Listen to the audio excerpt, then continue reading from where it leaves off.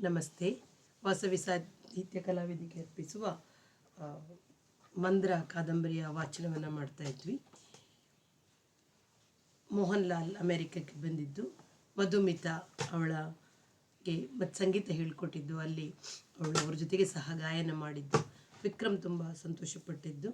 ಆಮೇಲೆ ಅಲ್ಲಿಂದ ಮರುದಿನ ಮೋಹನ್ ಲಾಲ್ ಹೊರಡುವಂಥ ಸಂದರ್ಭ ಅನ್ನೋದನ್ನು ಕೇಳಿದ್ವಿ. ಮುಂದಿನ ಭಾಗ ಅಧ್ಯಾಯ 2. ಹೆಂಗಸರೇ ಹೀಗೆ ಅಳೋದು, ಕರೆಯೋದು, ಅತಿಯಾಗಿ ಹಚ್ಚಿಕೊಳ್ಳೋದು ಎಂದುಕೊಂಡರೂ ತನಗೂ ಭಾವ ಕುಸಿದಿರುವುದು ಅವನ ಅರಿವಿಗೆ ಬಂತು. ವಿಕ್ರಮ್ ಮೊದಲೇ ಈ ಯುನೈಟೆಡ್ ಏರ್ಲೈನ್ಸ್ನಲ್ಲಿ ಮಾಡಿರಿಸದಿದ್ದರೆ ಟಿಪ್ನಿಸ್ ಮತ್ತು ಪ್ರಭುವಿನ ಜೊತೆ ಅಕ್ಕಪಕ್ಕದ ಸೀಟ್ನಲ್ಲಿ ಕೂತು ಕಾರ್ಡ್ಸ್ ಆಡಿಕೊಂಡು ಹೋಗಬಹುದಿತ್ತು. ಈ ಬೇಸರ ಮುಚ್ಚಿ ಹಾಕಬಹುದಿತ್ತು. 6 ಗಂಟೆಯ ಯಾನ ಅಂದರೆ ಬಹಳ ಆಯಿತು ಎಂದುಕೊಳ್ಳುವಾಗ ಬಹಳ ಹಚ್ಚಿಕೊಂಡಿದ್ದಾಳೆ ಹುಡುಗಿ ಎಂದು ಮತ್ತೆ ಅವಳದೇ ಜ್ಞಾಪಕ. ಮನಸ್ಸು ತುಂಬಿ ಬಂತು, ಏರಿತು, ಹೆಮ್ಮೆಯೂ ಆಯಿತು. ಅನುಕೂಲಸ್ಥ ಮನೆತನ, ಇಷ್ಟು ಅನುಕೂಲಸ್ಥ ಗಂಡ, ಆದರೂ ನಾನು ಅಂದರೆ ಇಷ್ಟು ಕಣ್ಣೀರು. ಹೆಮ್ಮೆಯ ಜೊತೆಗೆ ಸಾರ್ಥಕದ ಭಾವವೂ ಬಂತು. ಬರಲಿ, 3 ತಿಂಗಳಿಗೊಮ್ಮೆ, ದಿನಕ್ಕೆ 8 ಯಾಕೆ 10 ತಾಸು ಕಲಿಸ್ತೀನಿ ಅಂತ ನಿಶ್ಚಯಿಸ್ಕೊಂಡ. ಮುಂದೆ ನನ್ನ ಹೆಸರು ಉಳಿಸುವ ಹಾಗೆ ಕಾಣಿಸ್ತಾಳೆ, ಸಂಪೂರ್ಣ ಅದಕ್ಕೆ ಸಮರ್ಪಿಸಿಕೊಂಡ್ರೆ ಎಂಬ ಆಯಾಮ ಗೋಚರಿಸಿದಾಗ ಅವಳಿಗೆ ಕಲಿಸುವ ಶ್ರದ್ಧೆ ಇನ್ನಷ್ಟು ಗಾಢವಾಯಿತು. ಇನ್ನು 30 ವರ್ಷ ಸುಕುಮಾರ ಮೈಕಟ್ಟು, ರಾಗದ ಭಾವಗಳನ್ನು ಪ್ರತಿಫಲಿಸುವ ಕಣ್ಣುಗಳು, ಸ್ಪರ್ಶದ ನೆನಪು ಕೂಡ ತುಂಬಿಕೊಂಡು ಹಿತವಾದ ನೋವು ಹಿಂಡಿತು. ಇವಳನ್ನು ದೊಡ್ಡ ಗಾಯಕಿ ಮಾಡಲೇಬೇಕು ಎಂದು ಮತ್ತೊಮ್ಮೆ ನಿಶ್ಚಯಿಸಿದ. 30 ವರ್ಷವಾದರೂ ಯಾಕೆ ಎಲ್ಲ ಮುಖ್ಯ ರಾಗಗಳು ವಶವಾಗಿಲ್ಲ? ತಮ್ಮ ಆಳ, ವಿಸ್ತಾರ, ಸೂಕ್ಷ್ಮ ನಾಡಿಗಳನ್ನು ತೆರೆದು ತೋರಿಸಿಲ್ಲ? ಹೇಳದೆ ಕೇಳದೆ ಮದುವೆಯಾಗಿ ಓಡಿ ಬಂದು ತಪ್ಪು ಮಾಡಿದಳೆ? ಎಷ್ಟೇ ಸಾಧನೆ ಮಾಡಿದರೂ ಅನುಕೂಲಸ್ಥರಿಗೆ ಸಂಗೀತ ಒಲಿಯುತ್ತೆಯೇ ಎಂಬ ಪ್ರಶ್ನೆ ಹುಟ್ಟಿ ಮನಸ್ಸು ಅಲ್ಲಿಯೇ ನಿಂತು ಬಿಟ್ಟಿತ್ತು. ಯುರೋಪ್ಗೊಂದು ನೆಲೆ, ತಿನ್ನೋಕೆ 2 ರೊಟ್ಟಿ ಇದ್ದಿದ್ದರೆ ನಾನು ಬರೀ ಸಾಧನೆ ಮಾಡಿಕೊಂಡು ಇನ್ನಷ್ಟು ಬೆಳೀತಿದ್ದೆ ಎಂದುಕೊಳ್ಳುವಾಗ ನಾನು ಮುಂಬೈಯಲ್ಲಿ ಹೆಣಗುತ್ತಿದ್ದ ದಿನಗಳ ನೆನಪಾಯಿತು. ಬರೀ ಸಾಧನೆ ಮಾಡಿದರೆ ಸಂಗೀತ ಒಲಿಯೋಲ್ಲ, ಹೆಣಗಬೇಕು, ಒದ್ದಾಡಬೇಕು, ಹಪಿಸಬೇಕು. ಅಯ್ಯೋ ದೇವರೇ, ಅಂತ ಅರ್ಥವಾಗಿ ಮೊರೆ ಇಡುವ ಸ್ಥಿತಿ ಬೇಯಬೇಕು. ಇಲ್ಲದಿದ್ದರೆ ರಾಗಗಳ ಭಾವ ಎಲ್ಲಿ ತಿಳಿಯುತ್ತೆ? ಸುಖದಲ್ಲಿ ಸಾಕಿ ಬೆಳೆಸುವ ತವರು, ಸುಖದ ತಂಪಿನ ಫ್ರಿಜ್ನೊಳಗೆ ಇಟ್ಟು ನೋಡಿಕೊಳ್ಳುವ ಗಂಡ, ಇಂಥವರಿಗೆ ಭಾವ ಸೂಕ್ಷ್ಮಗಳು ಹೇಗೆ ಅನುಭವಕ್ಕೆ ಬರಬೇಕು ಎಂಬ ಜಿಜ್ಞಾಸೆಗೆ ಮನಸ್ಸು ತೊಡಗಿತು. ಅವರಿವರ ಮನೆಯಲ್ಲಿ ಕಸುಮುಸರೆ ಮಾಡಿ ತೊಳೆಯುವ ಪಾತ್ರೆಯಲ್ಲಿ ಬಿಟ್ಟಿದ್ದ ದಾಲ್, ಪಲ್ಯ, ರೊಟ್ಟಿ, ಅನ್ನಗಳನ್ನು ಬಳಿದು ತಂದು 10 ವರ್ಷದ ಮಗನ ಹೊಟ್ಟೆಗೆ ಹಾಕುವ ತಾಯಿ, ಗಂಗಾಜಿಯ ದಡದಲ್ಲಿ ಭಜನೆ ಮಾಡಿದರೆ ಹೆಚ್ಚು ದುಡ್ಡು ಹಾಕುತ್ತಾರೆಂದು ಪತ್ತೆ ಮಾಡಿಕೊಂಡ ಜಾಣ ಹುಡುಗ, ಏಕತಾರಿಯ ಶ್ರುತಿ, ಅಲ್ಲಿ ಇಲ್ಲಿ ಲೌಡ್ ಸ್ಪೀಕರ್ನಲ್ಲಿ, ಹೋಟೆಲ್ ರೇಡಿಯೋಗಳಲ್ಲಿ ಕೇಳಿದ್ದ ಹಾಡುಗಳು, ಅವೇ ಭಾವ, ಅವಕ್ಕಿಂತ ಹೆಚ್ಚು ಭಾವದಿಂದ ಹಾಡುವ, ಹುಟ್ಟಿನಿಂದಲೇ ಬಂದ ಶಕ್ತಿ. ದಿನಕ್ಕೆ 1.5-2 ರೂಪಾಯಿ. ಆ ಕಾಲದಲ್ಲಿ 50 ವರ್ಷದ ಹಿಂದೆ ನಯಾ ಪೈಸೆ ಅಲ್ಲ, ರೂಪಾಯಿ, ಆಣೆ ಪೈ. ವಿಕ್ಟೋರಿಯಾ ರಾಣಿಯ ತಲೆಯ ಕಾಸು. ರೂಪಾಯಿಗೆ 8 ಸೇರು ಗೋಧಿ. 4 ರೂಪಾಯಿ ಅಂದರೆ ಸಿಪಾಯಿಯ ಪಗಾರ. ಏನು ಹೆಮ್ಮೆ! ಯಾವ ಜಾಗದಲ್ಲಿ ಕೂರ್ತೀಯ ನನ್ನ ಲಾಲ? ಸಾಯಂಕಾಲ ಆರತಿ ಸಮಯದಲ್ಲಿ ಹರಕಿ ಪೌಡಿ ಹತ್ತಿರ ಕೂಡು, ಆರತಿಯ ಹಾಡುಗಳನ್ನು ಹಾಡು ಎಂಬ ಅಮ್ಮನ ಮಾರ್ಗದರ್ಶನ. ಮಗ ಗಳಿಸಿ ತಂದ ಹಣವನ್ನು ಜೋಪಾನವಾಗಿ ಕೂಡಿಡಿಸುವ ಜಾಣತನ. ಮಗು, ನಿನ್ನ ಕಂಠ ದೇವರು ಕೊಟ್ಟ ಹಾಗಿದೆ. ಊಟ ತಿಂಡಿ ಕೊಡ್ತೀನಿ, ಸಂಗೀತ ಹೇಳ್ಕೊಡ್ತೀನಿ, ಇನ್ನೂ ಚೆನ್ನಾಗಿ ಹಾಡುವ ಹಾಗೆ ಮಾಡ್ತೀನಿ. ಓಂಕಾರ ಬಾಬರನ್ನು ನೋಡಿಯೇ ಇರಲಿಲ್ಲ. ಗಂಟು ಕಟ್ಟಿದ ಬಿಳಿ ಕೂದಲು, ಉದ್ದನೆಯ ಬಿಳಿ ಗಡ್ಡ, ಕಾವಿ ಲುಂಗಿ, ಕಾವ್ಯದೇ ಉತ್ತರೀಯ, ಹಣೆಗೆ ದಪ್ಪ ಕುಂಕುಮ. ಬಾಬಾಗಳಿಗೇನು ಹಾಡೋಕೆ ಬರುತ್ತೆ ಎನ್ನುವ ಸಂಶಯದಿಂದ ನೋಡಿದರೆ, ಈಗ ನನ್ನ ಜೊತೆ ಬಾ, ನಾನು ಹೇಗೆ ಹಾಡ್ತೀನಿ ಕೇಳು. ನನ್ನ ಆಶ್ರಮದಲ್ಲಿ ನಿನ್ನಂಥ ಚಿಕ್ಕ ಹುಡುಗರು ಬೇರೆ ಹೇಗೆ ಹಾಡ್ತಾರೆ ನೋಡು. ಖುಷಿ ಅನಿಸಿದರೆ ನೀನು ಕಲಿ, ಇಲ್ಲದಿದ್ದರೆ ವಾಪಸ್ ಇಲ್ಲಿಗೆ ಬಾ. ಈಗಿನ ನಿನ್ನ ಕಮಾಯಿ ಹೋಗುತ್ತೆ ಅಂತ ಚಿಂತೆಯೋ? ಇಕೋ ತಗೋ ಈ ರೂಪಾಯಿ ಎಂದು ವಿಕ್ಟೋರಿಯಾ ತಲೆಯ 1 ಬೆಳ್ಳಿಯ ರೂಪಾಯಿಯನ್ನು ನನ್ನ ಮುಂದೆ ಹಿಡಿದಾಗ ಇಸ್ಕೊಂಡು ಅವ್ವ ಹೊಲಿದುಕೊಟ್ಟಿದ್ದ ಅರಿವೆ ಚೀಲಕ್ಕೆ ಹಾಕಿ ಚಡ್ಡಿ ಜೇಬಿಗೆ ಇಳಿಬಿಟ್ಟು ಭಿಕ್ಷದ ತಟ್ಟೆಯ ಕಾಸುಗಳನ್ನು ಕೈಚೀಲಕ್ಕೆ ತುಂಬಿಕೊಂಡು ನಡೆದರೆ ಬಿಲ್ವ ಪರ್ವತದ ತಪ್ಪಲಿಗೆ ನಡೆಸಿಕೊಂಡು ಹೋಗಿ ನಿಜವಾದ ಆಶ್ರಮ. ಕಾಂಪೌಂಡಿನ ಬಾಗಿಲ ಮೇಲೆ ಕಾಷಾಯ ಧ್ವಜ. ಒಳಗೆ ಹಳೆ ಕಾಲದ ದೊಡ್ಡ ಮನೆ. ಬಾಗಿಲು ತೆಗೆದು ಒಳ ಹೊಕ್ಕರೆ ಬೇರೆ ಬೇರೆ ಕೋಣೆಯಲ್ಲಿ ಒಬ್ಬ ತಂಬೂರಿ ಹಿಡಿದು ಇನ್ನೊಬ್ಬ ಹಾರ್ಮೋನಿಯಂ ಹಿಡಿದುಕೊಂಡು ಹಾಡುತ್ತಿದ್ದ 10-25 ವಯಸ್ಸಿನ 12-15 ಹುಡುಗರು. ಇಬ್ಬರು ಯಾವುದೋ ಮೂಲೆಯಲ್ಲಿ ತಬಲಾಭ್ಯಾಸ ಮಾಡುತ್ತಿದ್ದರು. ಎಲ್ಲ ಬಿಳಿ ಪಂಚೆ ಉಟ್ಟು ಅಂಗಿ ಹಾಕಿದ್ದವರು. ಇಲ್ಲಿ ಬಾ ನನ್ನ ಕೋಣೆಗೆ ಅಂತ ಒಂದು ಕೋಣೆಗೆ ಕರೆದೊಯ್ದು ತಾವು ಕೃಷ್ಣಾಜಿನದ ಮೇಲೆ ಕೂತು ತನಗೆ ತಿನ್ನಲು ಒಂದು ದಪ್ಪ ಚೂರು ಕಲ್ಲು ಸಕ್ಕರೆ ಕೊಟ್ಟು ಕಾವು ಕಾವು ಎಂದು ಹೇಳಿ ತಾವು ಪಕ್ಕದಲ್ಲಿದ್ದ ಹಾರ್ಮೋನಿಯನ್ನು ತೆಗೆದುಕೊಂಡು ಬಾರಿಸುತ್ತಾ ಚಲೋ ಮನ ಗಂಗಾ ಜಮುನಾ ತೀರ್ ಹಾಡಿದ ರೀತಿಗೆ ನಾನು ಮಾರು ಹೋದೆ. ನೀನು ಅಲ್ಲೇ ಹಾಡ್ತಿದ್ದೀಯಲ್ಲ, ಮೈ ಮೈನೆ ಗೋವಿಂದೋ ಲಿನೋ ಮೋಲ್ ಹಾಡು. ನಾನು ಸಾತಿ ಹಾರ್ಮೋನಿಯಂ ಬಾರಿಸ್ತೀನಿ ಎಂದು ಹಾಡಿಸಿ ಅವರು ಬಾರಿಸಿದರೆ ನನ್ನ ಹಾಡು ಎಷ್ಟು ಚೆನ್ನಾಗಿದೆ ಅಂತ ನನಗೆ ಅನಿಸ್ಬಿಟ್ಟಿತ್ತು. ನಿನಗೇನು ಬರುತ್ತೋ ಎಲ್ಲನೂ ಹಾಡು, ನಾನು ಬಾರಿಸ್ತೀನಿ ಎಂದು ಒಂದೊಂದಾಗಿ ಹಾಡಿಸಿ ಬಾರಿಸಿ ಎಲ್ಲ ಬಾಬಾಗೆ ಸಂಗೀತ ಬರುತ್ತೆ, ಇವರು ಸಾಮಾನ್ಯ ಬಾಬಾ ಅಲ್ಲ, ನಾನು ಬಾರಿಸ್ಲಾ ಪೆಟ್ಟಿಗೆ ಬಾರಿಸಿ ನೋಡೋಣ ಎಂದು ಮುಂದಕ್ಕೆ ಹಾಕಿ ನಾನು ಎಡಗೈಲಿ ಬಾತ ಹಾಕಿ ಬಲಬೆರಳುಗಳನ್ನು ನಡೆಸಿದರೆ ಹೇಳೋಕ್ಕೆ ಹಿಂಸೆಯಾಗುವ ಅರಚಲು ಕಿರುಚಲು ಸದ್ದುಗಳು. ಅವರು ಬಾರಿಸಿದರೆ ನಾನು ಹಾಡಿದಾಗೆ ನುಡಿಯುತ್ತೆ, ನನ್ನ ಧ್ವನಿಗಿಂತ ಚಂದವಾಗಿ ನುಡಿಯುತ್ತೆ. ಇದನ್ನು ಹೆಂಗೆ ಬಾರಿಸೋದು ಬಾಲಾಜಿ? ಕ್ರಮವಾಗಿ ಕಲಿಬೇಕು ಬೇಟ. ಇಲ್ಲಿ ಕಲಿತಿರೋ ಬಾಕಿ ಹುಡುಗರು ಹೇಗೆ ಬಾರಿಸ್ತಾರೆ ಕೇಳಿಸ್ತೀನಿ ತಡಿ. ದಿನ 2 ತಾಸು ಇಲ್ಲಿಗೆ ಬಾ, ಹೇಳ್ಕೊಡ್ತೀನಿ. ಇನ್ನಷ್ಟು ಹಾಡುಗಳನ್ನು ಕಲಿಸ್ತೀನಿ. ಅಲ್ಲಿ ಸಾಲಾಗಿ ಇವೆ ನೋಡು ಪುಸ್ತಕಗಳ ಭರ್ತಿ ಹಾಡುಗಳಿವೆ, ಓದೋಕ್ಕೆ ಬರುತ್ತಾ? ಅಪ್ಸತ್ ಮೇಲೆ ಶಾಲೆ ಬಿಟ್ಬಿಟ್ಟೆ, 2 ವರ್ಷ ಆಯಿತು. ಅವ್ವ ಏನು ಮಾಡ್ತಾಳೆ? ಕಸ ಮುಸುರೆ. 2 ತಿಂಗಳು ಅಲ್ಲಿಗೆ ಹೋಗಿ ದಿನ ಅರ್ಧ ತಾಸು ಪಾಠ, 1.5-2 ತಾಸು ಅಭ್ಯಾಸ. ಹಾರ್ಮೋನಿಯಂ ಜೊತೆಗೆ ಯಮನ್, ಭೂಪ್, ದೇಶ್, ಸಾರಂಗಗಳ ಆರೋಹ ಅವರೋಹ, ಸ್ವರಗೀತೆ, ಲಕ್ಷಣಗೀತೆ, 10 ತಾನಗಳು. ಜೊತೆಗೆ ಅಲ್ಲಿಯೇ ಹೋದಾಗ ಊಟ, ಕಲ್ಲು ಸಕ್ಕರೆಯ ಚೂರುಗಳು. ಬೇಟಾ, ನಿನ್ನ ಅವ್ವ ಸರಸ್ವತಿ ದೇವಿ ಮಾಡಿಸಿಟ್ಟಿದ್ದಾಳೆ, ಕಲಿಯುವ ಚುರುಕು ಬುದ್ಧಿಯೂ ಇದೆ. ಆಶ್ರಮ ಸೇರಿಬಿಡು, ನನಗಿಂತ ದೊಡ್ಡ ಗಾಯಕನನ್ನು ಮಾಡ್ತೀನಿ. ಊಟ, ತಿಂಡಿ, ಬಟ್ಟೆ ಎಲ್ಲ ಕೊಡ್ತೀನಿ. ನಿಮ್ಮ ಅವ್ವನ ಕೇಳು, ಅವಳನ್ನೇ ಇಲ್ಲಿ ಕರ್ಕೊಂಡು ಬಾ. ಇಲ್ಲಿ ಗಾಯನದ ಜೊತೆಗೆ ಓದಿ ಬರೆಯೋದು ಕಲಿಸ್ತೀವಿ ಅಂತ ಹೇಳು. ಹಿಂದಿ, ಸಂಸ್ಕೃತ. ಆಶ್ರಮಕ್ಕೆ ಬಂದು ಸ್ವಾಮಿಗಳನ್ನು ನೋಡಿ ಇತರ ವಿದ್ಯಾರ್ಥಿಗಳ ಗಾನ ಭಾಜನೆಗಳನ್ನು ಕೇಳಿದ ಮೇಲೆ ಅಮ್ಮನಿಗೆ ನಂಬಿಕೆ ಮಾತ್ರವಲ್ಲ, ಭಕ್ತಿ ಹುಟ್ಟಿ ಸ್ವಾಮಿಗಳ ಪಾದದ ಹತ್ತಿರ ನೆಲಕ್ಕೆ ಹಣೆ ಮುಟ್ಟಿಸಿ, ಬಾಬಾ, ಈ ಹುಡುಗನ ನಿಮ್ಮ ಕೈಯಾಗಿಡ್ತೀನಿ, ಆಗಾಗ ಬಂದು ಆಶ್ರಮದ ಸೇವೆಯೂ ಮಾಡ್ತೀನಿ, ಅವನಿಗೆ ವಿದ್ಯೆ ಕಲಿಸಿ. Hello, what would you like to drink? ಕತ್ತು ತಿರುಗಿಸಿ ನೋಡಿದ. American hostess. ಏನು ಎತ್ತರವಾಗಿದ್ದಾಳೆ, ಮುಖದ ತುಂಬ ಮುಗುಳ್ನಗೆ ಇದ್ದರೂ ತುಂಬಿದ ಆತ್ಮವಿಶ್ವಾಸ, ಗತ್ತು. ಕಡಲೆ ಬೀಜದ ಪೊಟ್ಟಣ ಕೈಗೆ ಕೊಡುತ್ತಾ ಸ್ಕಾಚ್ ಎಂದಳು. ತಕ್ಷಣ ತೀರ್ಮಾನಿಸಲಾಗಲಿಲ್ಲ. ಅವಳು ಒಂದು ಸಣ್ಣ ಬಾಟ್ಲು ಸ್ಕಾಚ್, ಒಂದು ದೊಡ್ಡ ಲೋಟದ ಅರ್ಧ ಭಾಗ ಐಸ್, ಲೋಟದಲ್ಲಿ ಒಂದು ಗಾಜಿನ ಕಡ್ಡಿ ಮುಂದಿಟ್ಟು, ಫಾರ್ ಯು ಎಂದು ಪಕ್ಕದವನನ್ನು ಕೇಳಿದಳು. ಕಿಟಕಿಯಿಂದ ನೋಡಿದರೆ ಬೆಟ್ಟದ ಸಾಲುಗಳು. ನಿಧಾನವಾಗಿ ಒಂದು ಸಾಲು ಕಳೆದು ಇನ್ನೊಂದು ಗೋಚರಿಸುತ್ತದೆ. ಅನಂತರ ಬಯಲು, ಮತ್ತೆ ಗುಡ್ಡ. ವಿಮಾನದಿಂದ ನೋಡಿದರೆ ಭೂಮಿಯ ಮೇಲಿನದೆಲ್ಲ ನೆನಪಿಗಂಟುವಂತೆ ಸ್ಥೂಲವಾದದ್ದು ಮಾತ್ರ ಕಾಣಿಸುತ್ತೆ. ಭೂಮಿಗೆ ಇಳಿದು ಬಿಚ್ಚಿ ನೋಡಿದರೆ ವಿವರಗಳನ್ನು ಹಾಯಲು ವಾರಗಟ್ಟಲೆ, ತಿಂಗಳುಗಟ್ಟಲೆ ಬೇಕು ಎನಿಸಿತು. ನೆನಪುಗಳು ಹಾಗೆ ದೂರದಿಂದ ನೋಡುವಾಗ ಎಷ್ಟು ಸ್ಥೂಲವಾಗಿ, ಎಷ್ಟು ವೇಗವಾಗಿ ಕಾಣಿಸಿಕೊಳ್ಳುತ್ತವೆ. ಪರಬ್ರಹ್ಮನಾದದ ಮೂಲಕ ವ್ಯಕ್ತವಾಗುವ ಸಂಗೀತವೇ ಮುಕ್ತಿಯ ಸಾಧನ ಅಂತ ದೃಢವಾಗಿ ನಂಬಿದ್ದರು ಬಾಬಾ. ಸಂಗೀತದಲ್ಲಿ ಆಸಕ್ತಿಯುಳ್ಳ ಹುಡುಗರು ಎಲ್ಲಿ ಸಿಕ್ಕಿದರೂ ಕರೆತಂದು ಆಶ್ರಮಕ್ಕೆ ಸೇರಿಸಿಕೊಳ್ಳುತ್ತಿದ್ದರು. ಸಂಗೀತ ಮಾತ್ರವಲ್ಲ, ಹಿಂದಿ, ಸಂಸ್ಕೃತ, ಕಡ್ಡಾಯ ಗೀತಾ ಪಾಠ.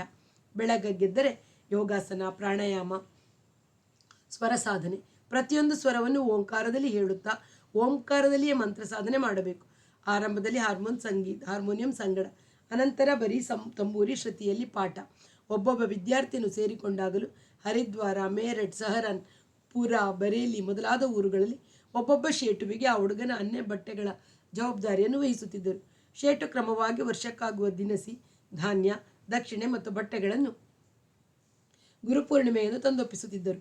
ಜೊತೆಗೆ ಬೇರೆ ಬೇರೆ ಊರುಗಳಿಗೆ ಹೋಗಿ ಸಂಗೀತ ಕಚೇರಿ ಮಾಡಿ ಬಾಬಾ ತರುತ್ತಿದ್ದ ಹಣ. ಹುಡುಗರಿಗೆ ಪುಷ್ಟಿಯಾದ ಆಹಾರಕ್ಕೆ ಯಾವತ್ತೂ ಕೊರತೆಯಾಗದಂತೆ. ಗುರುಕುಲಾಶ್ರಮ ಸೇರಿದಾಗ ನನಗೆ 5 ವರ್ಷದಲ್ಲಿ ಆಶ್ರಮದ ಅತ್ಯಂತ ಹಿರಿಯ ವಿದ್ಯಾರ್ಥಿ 22ರ ಶ್ರೀಚಂದನಿಗಿಂತ ಹೆಚ್ಚು ಸ್ವರ ತಾಳ ಜ್ಞಾನ ಉಂಟಾಗಿ ಗುರೂಜಿ ಅತ್ಯಂತ ಪ್ರೀತಿಯ ಶಿಷ್ಯನಾಗಿ ಇತರ ಹುಡುಗರ ಅಭ್ಯಾಸದ ಮೇಲ್ವಿಚಾರಣೆಯನ್ನು ನನಗೆ ವಹಿಸಿದರು. ಶ್ರೀಚಂದನಿಗೆ ಹೊಟ್ಟೆ ಕಿಚ್ಚು. 5 ವರ್ಷ ಕಳೆದಿತ್ತಲ್ವೇ? ಹೌದು. ನನಗೆ 16. ಕಾಶಿಯಲ್ಲಿ ನಡೆದ ಸಂಗೀತ ಸಮ್ಮೇಳನಕ್ಕೆ ಗುರೂಜಿ ಜೊತೆ ಕರೆದೊಯ್ದರು. ಅವರ ಗಾಯನ, ತಂಬೂರಿ ಹಿಡಿದು ಸ್ವರ ಕೂಡಿಸುವುದು ಮಾತ್ರವಲ್ಲ, ಅವರ ಬಟ್ಟೆ ಒಗೆದು ಉಳಿದ ಖಾಸಗಿ ಸಹಾಯ ಮಾಡೋದು. ಎಷ್ಟು ಚುರುಕಾದ ಶಿಷ್ಯನಿದ್ದಾನೆ ನಿಮ್ಮ ಆಶ್ರಮದಲ್ಲಿ ಅಂತ ಇತರರಿಗೆ ತೋರಿಸುತ್ತಿದ್ದರು. ತಮ್ಮ ಆಶ್ರಮದಲ್ಲಿ ಎಷ್ಟು ಚುರುಕಾದ ಶಿಷ್ಯನಿದ್ದಾನೆ ಎಂದು ಎಲ್ಲರಿಗೂ ತೋರಿಸುತ್ತಿದ್ದರು. ಮೊಟ್ಟ ಮೊದಲ ಬಾರಿ ನನ್ನ ಗುರುಗಳ ಸಂಗೀತದ ಮಿತಿ ಅರ್ಥವಾದದ್ದು ಅಲ್ಲಿ. ಎಲ್ಲರೂ ಅವರನ್ನು ಗೌರವಿಸುತ್ತಿದ್ದುದು ಅವರು ನಡೆಸುತ್ತಿದ್ದ ಸಂಗೀತ ಗುರುಕುಲಾಶ್ರಮಕ್ಕಾಗಿ, ಸ್ವತಃ ಜೀವನದಲ್ಲಿ ಬಾಳುತ್ತಿದ್ದ ಸನ್ಯಾಸಿ ಜೀವನಕ್ಕಾಗಿ. ಸಮವಯಸ್ಕ ಗಾಯಕರು ಕೂಡ ಪಾದಸ್ಪರ್ಶ ಮಾಡುತ್ತಿದ್ದರು. ಅವರು ಹಾಡಿದ ತಿಲಂಗ್ ರಾಗವನ್ನು ಎಲ್ಲರೂ ವಾಹ್ ವಾಹ್ ಕ್ಯಾ ಬಾತ್ ಹೇ ಅಂತ ಎದುರಿಗೆ ತಲೆಬಾಗಿ ಮೆಚ್ಚಿದರು. ಮಧ್ಯಂತರದಲ್ಲಿ ಹೊರಗೆ ಚಹಾ ಕುಡಿಯುವಾಗ ಭಜನ್ ಹಾಡೋಕ್ಕೆ ಮಾತ್ರ ಲಾಯಕ್, ದೇವರ ಧ್ಯಾನ ಮಾಡ್ತಾ ಕೂತ್ರೆ ರಾಗ ಸಂಗೀತ ಸಾಧಿಸುತ್ತದೆಯೇ ಅಂತ ಹಲವು ಹಿರಿಯ ಗಾಯಕರು ತಮ್ಮಲ್ಲಿ ಮಾತನಾಡಿಕೊಂಡದ್ದು ಕಿವಿಗೆ ಬಿದ್ದು ನನ್ನ ಮನಸ್ಸಿನಲ್ಲಿ ಅಸ್ಪಷ್ಟವಾಗಿದ್ದ ತಿಳಿವು ಸ್ಪಷ್ಟವಾಗತೊಡಗಿ. ಈ ಸಮ್ಮೇಳನದಲ್ಲಿ ಇತರ ಗಾಯಕರ, ವಾದಕರ ಸಂಗೀತ ಕೇಳುವ ಅವಕಾಶ ಒದಗಿ ಒಬ್ಬೊಬ್ಬರದು ಒಂದೊಂದು ವೈಶಿಷ್ಟ್ಯ. ಆವಾಜಿನ ನಾಜೂಕು ಒಬ್ಬರದು, ಸ್ವರ ಶಾಂತಿ ಇನ್ನೊಬ್ಬರದು, ಭೋರ್ಗರೆದು ಅಪ್ಪಳಿಸುವಂತಹ ತಾನುಗಳು ಇನ್ನೊಬ್ಬರದು. ದೊಡ್ಡವರೆನಿಸಿಕೊಂಡ ಎಲ್ಲರೂ ರಾಗಾಲಾಪನೆಯಲ್ಲಿ ಮಾಡುತ್ತಿದ್ದ ವಿಸ್ತಾರ, ಅನಿರೀಕ್ಷಿತ ತಿರುವುಗಳು, ಎಲ್ಲೋ ಕಾರಣದ ತಾಣದಿಂದ ಜಾರಿ ರಾಗದ ನಾಡಿ ಸ್ಥಾನಕ್ಕೆ ಬಂದು ಭಾವಶ್ರೀಮಂತಿಕೆಯನ್ನು ವರ್ಧಿಸುವ ವಿಧಾನ. ಪ್ರತಿಯೊಬ್ಬರಿಗೂ ಸ್ವರವೇ ಸರ್ವಸ್ವವಾಗಿತ್ತು. ಸ್ವರದೊಡನೆ ಆಟವಾಡುತ್ತಿದ್ದರು, ಸ್ವರವನ್ನು ಆಟವಾಡಿಸುತ್ತಿದ್ದರು. ಸಖಿಯಂತೆ ಮುದ್ದಿಸಿ ಮುಲುಕಾಡಿಸಿ, ಶಾವಿಗೆ ಎಳೆದಂತೆ ಹಿಂಜಿ, ಮಗ್ಗದ ಕೌಶಲದಂತೆ ನೇಯ್ದು ಬೇಕಾದ ಕೆಲಸ ಮಾಡಿಸುತ್ತಿದ್ದರು. ಅದನ್ನೊಂದು ಲೀಲೆಯಾಗಿ ಭಾವಿಸಿ ಕಾವ್ಯ ಲೀಲಾಕಾರರಾಗಿರುತ್ತಿದ್ದರು. ನನ್ನ ಗುರುಗಳಿಗೆ ಸ್ವರವೆಂಬುದು ಭಕ್ತಿ ಸಾಧನ ಮಾತ್ರ. ದೇವರಿಗೆ ಅರ್ಪಿಸುವ ಹಣ್ಣು ಹೂವು ಧೂಪಗಳಿಗೂ ಅದಕ್ಕೂ ಹೆಚ್ಚು ವ್ಯತ್ಯಾಸವಿರಲಿಲ್ಲ. ಅವರ ಸ್ವರವಿನ್ಯಾಸ ಬೇಗ ಬೇಗ ಮುಗಿದು ಹೋಗುತ್ತಿತ್ತು. ಸೌಖ್ಯ ವೈವಿಧ್ಯವೂ ಇರಲಿಲ್ಲ. ಹಿಂದಿರುಗಿ ಬರುವಾಗ ರೈಲಿನಲ್ಲಿ ನಾನು ಈ ಅನುಮಾನವನ್ನು ನಿವೇದಿಸಿಕೊಂಡಾಗ, ಸ್ವರವನ್ನು ಆಟದ ಭೋಗದ ವಸ್ತುವನ್ನಾಗಿ ಮಾಡಿಕೊಂಡರೆ ಅದು ಮುಕ್ತಿಯ ಸಾಧನೆ ಹೇಗಾಗುತ್ತೆ ಪ್ರಶ್ನಿಸಿದರು. ಮುಕ್ತಿ ಅಂದರೆ ಏನಂತ ಗುರುಗಳು ಹೇಳುತ್ತಿದ್ದುದನ್ನು ಕೇಳಿದ್ದು ಬಿಟ್ಟರೆ ನನಗೆ ಸ್ವತಂತ್ರವಾದ ಕಲ್ಪನೆ ಇರಲಿಲ್ಲ. ಮುಕ್ತನ ಗುಣಲಕ್ಷಣಗಳ ಬಗೆಗೆ ಗೀತೆಯಿಂದ ಬಾಯಿಪಾಠ ಮಾಡಿಸಿದ ಶ್ಲೋಕಗಳು ನೆನಪಿನಲ್ಲಿದ್ದವು. ಸಂಗೀತ ಹಾಡಿ ಆ ಸ್ಥಿತಿ ಪಡೆಯಬೇಕೇ? ಸಂಗೀತದ ಗಂಧವಿಲ್ಲದ ಎಷ್ಟೋ ಸಾಧು ಸಂತರು ಹರಿದ್ವಾರ ಹೃಷಿಕೇಶಗಳಲ್ಲಿ ಇದ್ದಾರಲ್ಲ, ಅವರಲ್ಲಿ ಯಾರಿಗೂ ಮುಕ್ತನ ಗುಣಲಕ್ಷಣಗಳಿಲ್ಲವೇ ಎಂಬಂಥ ಪ್ರಶ್ನೆಗಳು ಮನಸ್ಸಿನಲ್ಲಿ ಹುಟ್ಟಿದರೂ ಬಿಡಿಸಿ ಕೇಳಲಿಲ್ಲ. ಏನೋ ಕೇಳೋಕೆ ಹೋಗಿ ಗುರೂಜಿ ಪ್ರಶ್ನೆ ಕೇಳಿದರೆ ಉತ್ತರ ಕೊಡುವ ಶಕ್ತಿ ನನಗಿಲ್ಲ ಅಂತ ಸುಮ್ಮನಾದೆ. ಯೋಗ, ಪ್ರಾಣಾಯಾಮ, ಬ್ರಹ್ಮಚರ್ಯಕ್ಕೆ ವಿಶೇಷ ಕಾಳಜಿ. ಪ್ರತಿಯೊಬ್ಬ ಹುಡುಗನನ್ನು ಪ್ರತ್ಯೇಕವಾಗಿ ತಮ್ಮ ಕೋಣೆಗೆ ಕರೆದು ರಹಸ್ಯ ಬೋಧನೆ. ಒಂದು ದಿನ ನಿನಗೇನಾದರೂ ಸ್ವಪ್ನ ಸ್ಖಲನವಾಗಿದೆಯೇ, ಆಗುತ್ತೆಯೇ, ಬಿಡಿಸಿ ಹೇಳದೆಯೇ ನನಗೆ ಪ್ರಶ್ನೆ ಅರ್ಥವಾಗಿ ಸಂಸ್ಕೃತ ಪಾಠ ತಕ್ಕಮಟ್ಟಿಗೆ ಆಗಿದ್ದು, ಶಬ್ದಾರ್ಥದೊಟ್ಟಿಗೆ ಅನುಭವಾರ್ಥವೂ ಸೇರಿ ಯಾವಾಗಲದೊಮ್ಮೆ ನಾನು ನಿಜ ಹೇಳಿ ನಿನ್ನ ನಿಜದ ಮಾತನ್ನು ನಾನು ಮೆಚ್ಕೋತೀನಿ. ರೋಗಿಯು ವೈದ್ಯರ ಹತ್ತಿರ ತನ್ನ ರೋಗವನ್ನು ಬಚ್ಚಿಟ್ಕೋಬಾರ್ದು. ಒಂದು ತಿಳ್ಕೋ, ಅಧೋರೇತಸ್ಸು ಊರ್ಧ್ವರೇತಸ್ಸು ಅಂತ ಎರಡು ಬಗೆಯ ವಿನಿಯೋಗಗಳಿವೆ. ಅಧೋರೇತಸ್ಸಿನ ಮಾರ್ಗಕ್ಕೆ ಇಳಿದವನು ಶಕ್ತಿಹೀನನಾಗ್ತಾನೆ. ಯಾವ ಸಾಧನೆಯೂ ಅವನಿಂದ ಸಾಧ್ಯವಿಲ್ಲ. ಸ್ವಪ್ನದಲ್ಲಾಗಬಹುದು, ಸ್ತ್ರೀ ಸಂಘದಲ್ಲಾಗಬಹುದು, ಬೇರೆ ಯಾವುದೇ ಕೃತಕ ವಿಧಾನದಲ್ಲಾಗಬಹುದು. ರೇತ ಶಕ್ತಿಯನ್ನು ಊರ್ಧ್ವಮುಖಗೊಳಿಸೋನು ಸಿದ್ಧಿ ಪಡಿತಾನೆ. ತಪಸ್ವಿಗಳೆಲ್ಲ ಇಂಥೋರು. ಸಂಗೀತವೂ ಒಂದು ತಪಸ್ಸು ತಾನೆ. ಜಾಗೃತ, ನಿದ್ರಾ, ಸುಷುಪ್ತಿ 3 ಅವಸ್ಥೆಗಳಲ್ಲಿ ಮನಸ್ಸು ಗುರಿಯ ಕಡೆಗೆ ನೆಟ್ಟರೆ ಊರ್ಧ್ವಮುಖಿ ವಿನಿಯೋಗವಾಗುತ್ತೆ. ನೆನಪಿಡು, ಒಂದೊಂದು ಬಿಂದು ನಷ್ಟವಾದರೂ ಸಾಧನಾ ಶಕ್ತಿಯು ನಷ್ಟವಾದ ಹಾಗೆ. ಹಚ್ಚಿದ ಕಡಲೆಕಾಯಿ ಬೀಜಗಳನ್ನು ಒಂದೊಂದಾಗಿ ಬಾಯಿಗೆ ಹಾಕಿಕೊಂಡು ಕಿಟಕಿಯಿಂದ ಹೊರಗೆ ನೋಡುತ್ತಾ ನೆನೆಸಿಕೊಳ್ಳುತ್ತಿರುವಾಗ ಇದ್ದಕ್ಕಿದ್ದಂತೆ ಸ್ಕಾಚ್ ಬೇಡ ಎನಿಸಿಬಿಟ್ಟಿತು. ಅವನಿಗೆ ಕುಡಿಯುವುದೇನು ನಿಷಿದ್ಧವಲ್ಲ. ಅದಕ್ಕೆ ತಕ್ಕ ಜೊತೆ ಇಲ್ಲದೆ ಕುಡಿಯುವುದರಲ್ಲಿ ಮಜಾ ಕಾಣುತ್ತಿರಲಿಲ್ಲ.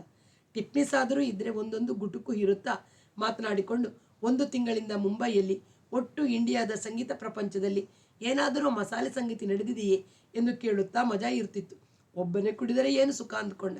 ಅವರಿಬ್ಬರೂ ಇದ್ದರೆ ಆರಾಮವಾಗಿ ಕಾರ್ಡ್ ಆಡಿಕೊಂಡು ಎಂದು ಯೋಚಿಸುತ್ತಿರುವಾಗ ಏರ್ ಹೋಸ್ಟೆಸ್ ಇತ್ತ ಬಂದಳು. ಇದು ಬೇಡ, ಒಂದು ಬಾಟಲ್ ಕೋಕ್ ಕೊಡು ಎಂದು ಹೇಳಿದ್ದಕ್ಕೆ ಮುಗುಳ್ನಗುತ್ತಾ ಎತ್ತಿಕೊಂಡು ಹೋದಳು. ಕೋಕ್ ಹೀರುವಾಗ ನೆನಪು ಹರಿದ್ವಾರಕ್ಕೆ ಹೋಯಿತು. ಅಮ್ಮ ಸತ್ತದ್ದರಿಂದ ಹರಿದ್ವಾರ ಬಿಟ್ಟೆನೋ ಅಥವಾ ಪಂಡಿತ ರೋಹಿಲರಲ್ಲಿ ಕಲಿಯುವ ಉತ್ಕಟ ಆಶೆಯಿಂದ ಬಿಟ್ಟೆನೋ ಎಂಬ ವಿಶ್ಲೇಷಣೆ ತೊಡಗಿತು. ಅಮ್ಮ ಮೊದಲು ಸತ್ತಳು, 17 ವರ್ಷ. ಒಂದು ಮಧ್ಯಾಹ್ನ ನಮ್ಮ ಕೇರಿಯ ಮೊಹಿಂದರ್ ಸಿಂಗ್ ಸೈಕಲ್ ಹತ್ತಿ ಬಂದು, ಆಶ್ರಮ ಅಂದರೆ ಹರಿದ್ವಾರದಲ್ಲಿ 1,000 ಇದೆ, ಬೆಳಗಿನಿಂದ ಹುಡುಕಿ ನಿಮ್ಮಮ್ಮ ತೀರಿಕೊಂಡಳು. ಮೊನ್ನೆ ರಾತ್ರಿಯಿಂದ ಹಿಂದು ಮುಂದು ಜಾಡಿಸಿ ಬಿಟ್ಟು ಪಂಡಿತರಿಂದ ಔಷಧಿ ಕೊಡಿಸಿದರೂ ನಿಲ್ಲದೆ ನಿನ್ನೆ ಸಂಜೆಗೆ ಸುಸ್ತಾಗಿ ಆಶ್ರಮದಲ್ಲಿ ನನ್ನ ಮಗನ ಕರೆಸಿ ಅಂದಳಂತೆ. ಹೆಂಗಸು ಮಕ್ಕಳಿಗೆ ಯಾವ ಆಶ್ರಮ ಅಂತ ಗೊತ್ತಾಗಬೇಕು. ನಡು ರಾತ್ರಿಯಲ್ಲಿ ನಾಡಿ ನಿಂತು ಅಳಬ್ಯಾಡ ಬ್ಯಾಟ, ಹುಟ್ಟಿದವರೆಲ್ಲ ಒಂದಿನ ಸಾಯಲೇಬೇಕು. ಸುದ್ದಿ ಕೇಳಿ ಗುರುಗಳು ಜೊತೆಗೆ ಬಂದು ಸೈಕಲ್ ರಿಕ್ಷಾ ಹತ್ತಿ ನೆನಪಿನಿಂದಲೇ ಗಂಟಲು ಒದ್ದೆಯಾಯಿತು. ಕಣ್ಣು ಮಂಜಾಗಿ ಕಿಟಕಿಯಿಂದ ಕೆಳಗೆ. ಎಷ್ಟು? 30,000 ಅಡಿಯಂತೆ. ಅಡ್ಡವಾಗಿ ರಸ್ತೆಯ ಸಾಲುಗಳು ಸ್ಪಷ್ಟವಾದವು. ಮನುಷ್ಯ ಎಷ್ಟು ದೊಡ್ಡವನಾದರೂ ಹೆತ್ತ ತಾಯಿ ಬದುಕಿರಬೇಕು ನೋಡಿ, ಮನಸ್ಸು ತುಂಬಿಕೊಳ್ಳೋಕೆ ಎಂಬ ಗುರುವಿನ ಮಾತು ನೆನಪಿಗೆ ಬಂತು. ಅವಳಿರುವಾಗ ವಾರಕ್ಕೊಂದು ದಿನ ನೋಡೋಕ್ಕೆ ಹೋಗ್ತಿರ್ಲಿಲ್ಲ. ಮೊದಲು ಪ್ರತಿವಾರವೂ ಬರುತ್ತಿದ್ದ ಅಮ್ಮ ಆಮೇಲೆ 15 ದಿನಕ್ಕೋ 20 ದಿನಕ್ಕೋ ಬರುತ್ತಿದ್ದಳು. ನಡೆಯೋಕ್ಕೆ ತುಂಬ ದೂರ, 4 ಮೈಲಿ. ಮುಸುರೆ ಪಾತ್ರೆಗಳಲ್ಲಿ ಬಿಟ್ಟಿರುತ್ತಿದ್ದ ಊಟದಲ್ಲೇ ಹೊಟ್ಟೆ ತುಂಬಿ ಕೈಗೆ ಬಂದ ಸಂಬಳವನ್ನು ಚೀಟಿಗೆ ಹಾಕ್ತಿದ್ಲಂತೆ. ಲೇವಾದೇವಿಗೆ ಕೊಟ್ಟುಕೊಂಡಿದ್ಲಂತೆ. ಬಡ್ಡಿ ಸಂಪಾದಿಸಿ ಮುಂದೆ ಮಗನ ಮದುವೆ ಮಾಡ್ತೀನಿ ಅಂತ. ಮೊಹಿಂದರ್ ಸಿಂಗನೇ ಒಂದಿನ ಆಶ್ರಮಕ್ಕೆ ಬಂದು, ಇಂತಿತ್ತವರು ಇಷ್ಟಿಷ್ಟು ತಗೊಂಡಿದ್ದಾರೆ, ನೀನು ತಗೋ ಅಂತ ಹೇಳಿ, ಸಾಕ್ಷಿ ಇಲ್ಲ, ಪತ್ರವಿಲ್ಲ, ಯಾರು ಒಪ್ಕೊಂಡು ಕೊಟ್ಟಾರು? ಎಲ್ಲರೂ ಗಂಗಾಜಿಯ ಮೇಲೆ ಆಣೆ ಹಾಕಿ ನಿಜ ಹೇಳುವವ್ರೆ. ತಿಥಿ ಕರ್ಮವನ್ನು ಗುರೂಜಿಯೇ ಮಾಡಿಸಿ ನಿಜವಾದ ಸಂತ ಅವರು. ಆದರೂ 1 ತಿಂಗಳಲ್ಲಿ ಹರಿದ್ವಾರ ಬಿಟ್ಟು ಹೋಗುವ ಆಶ್ರಮದಿಂದ ಹೊರ ನಡೆದು ಯಾರಾದರೂ ದೊಡ್ಡ ಗವಯ್ಯ ಸೇವೆ ಮಾಡಿ ಶುದ್ಧ ಸಂಗೀತ ಕಲಿಯುವ ಆಸೆ ಹುಟ್ಟಿ ನನ್ನನ್ನು ಯಾರಾದರೂ ಶುದ್ಧ ಗವಿಯ ಹತ್ರ ಸೇರಿಸಿ ಅಂತ ಗುರುಗಳನ್ನೇ ಕೇಳುವ ಮನಸ್ಸು. ನೀವು ಕಲಿಸುತ್ತಿರೋದು ಸಾಲದು ಅಂದ ಹಾಗಾಗುತ್ತೆ ಅನ್ನುವ ಎಚ್ಚರ.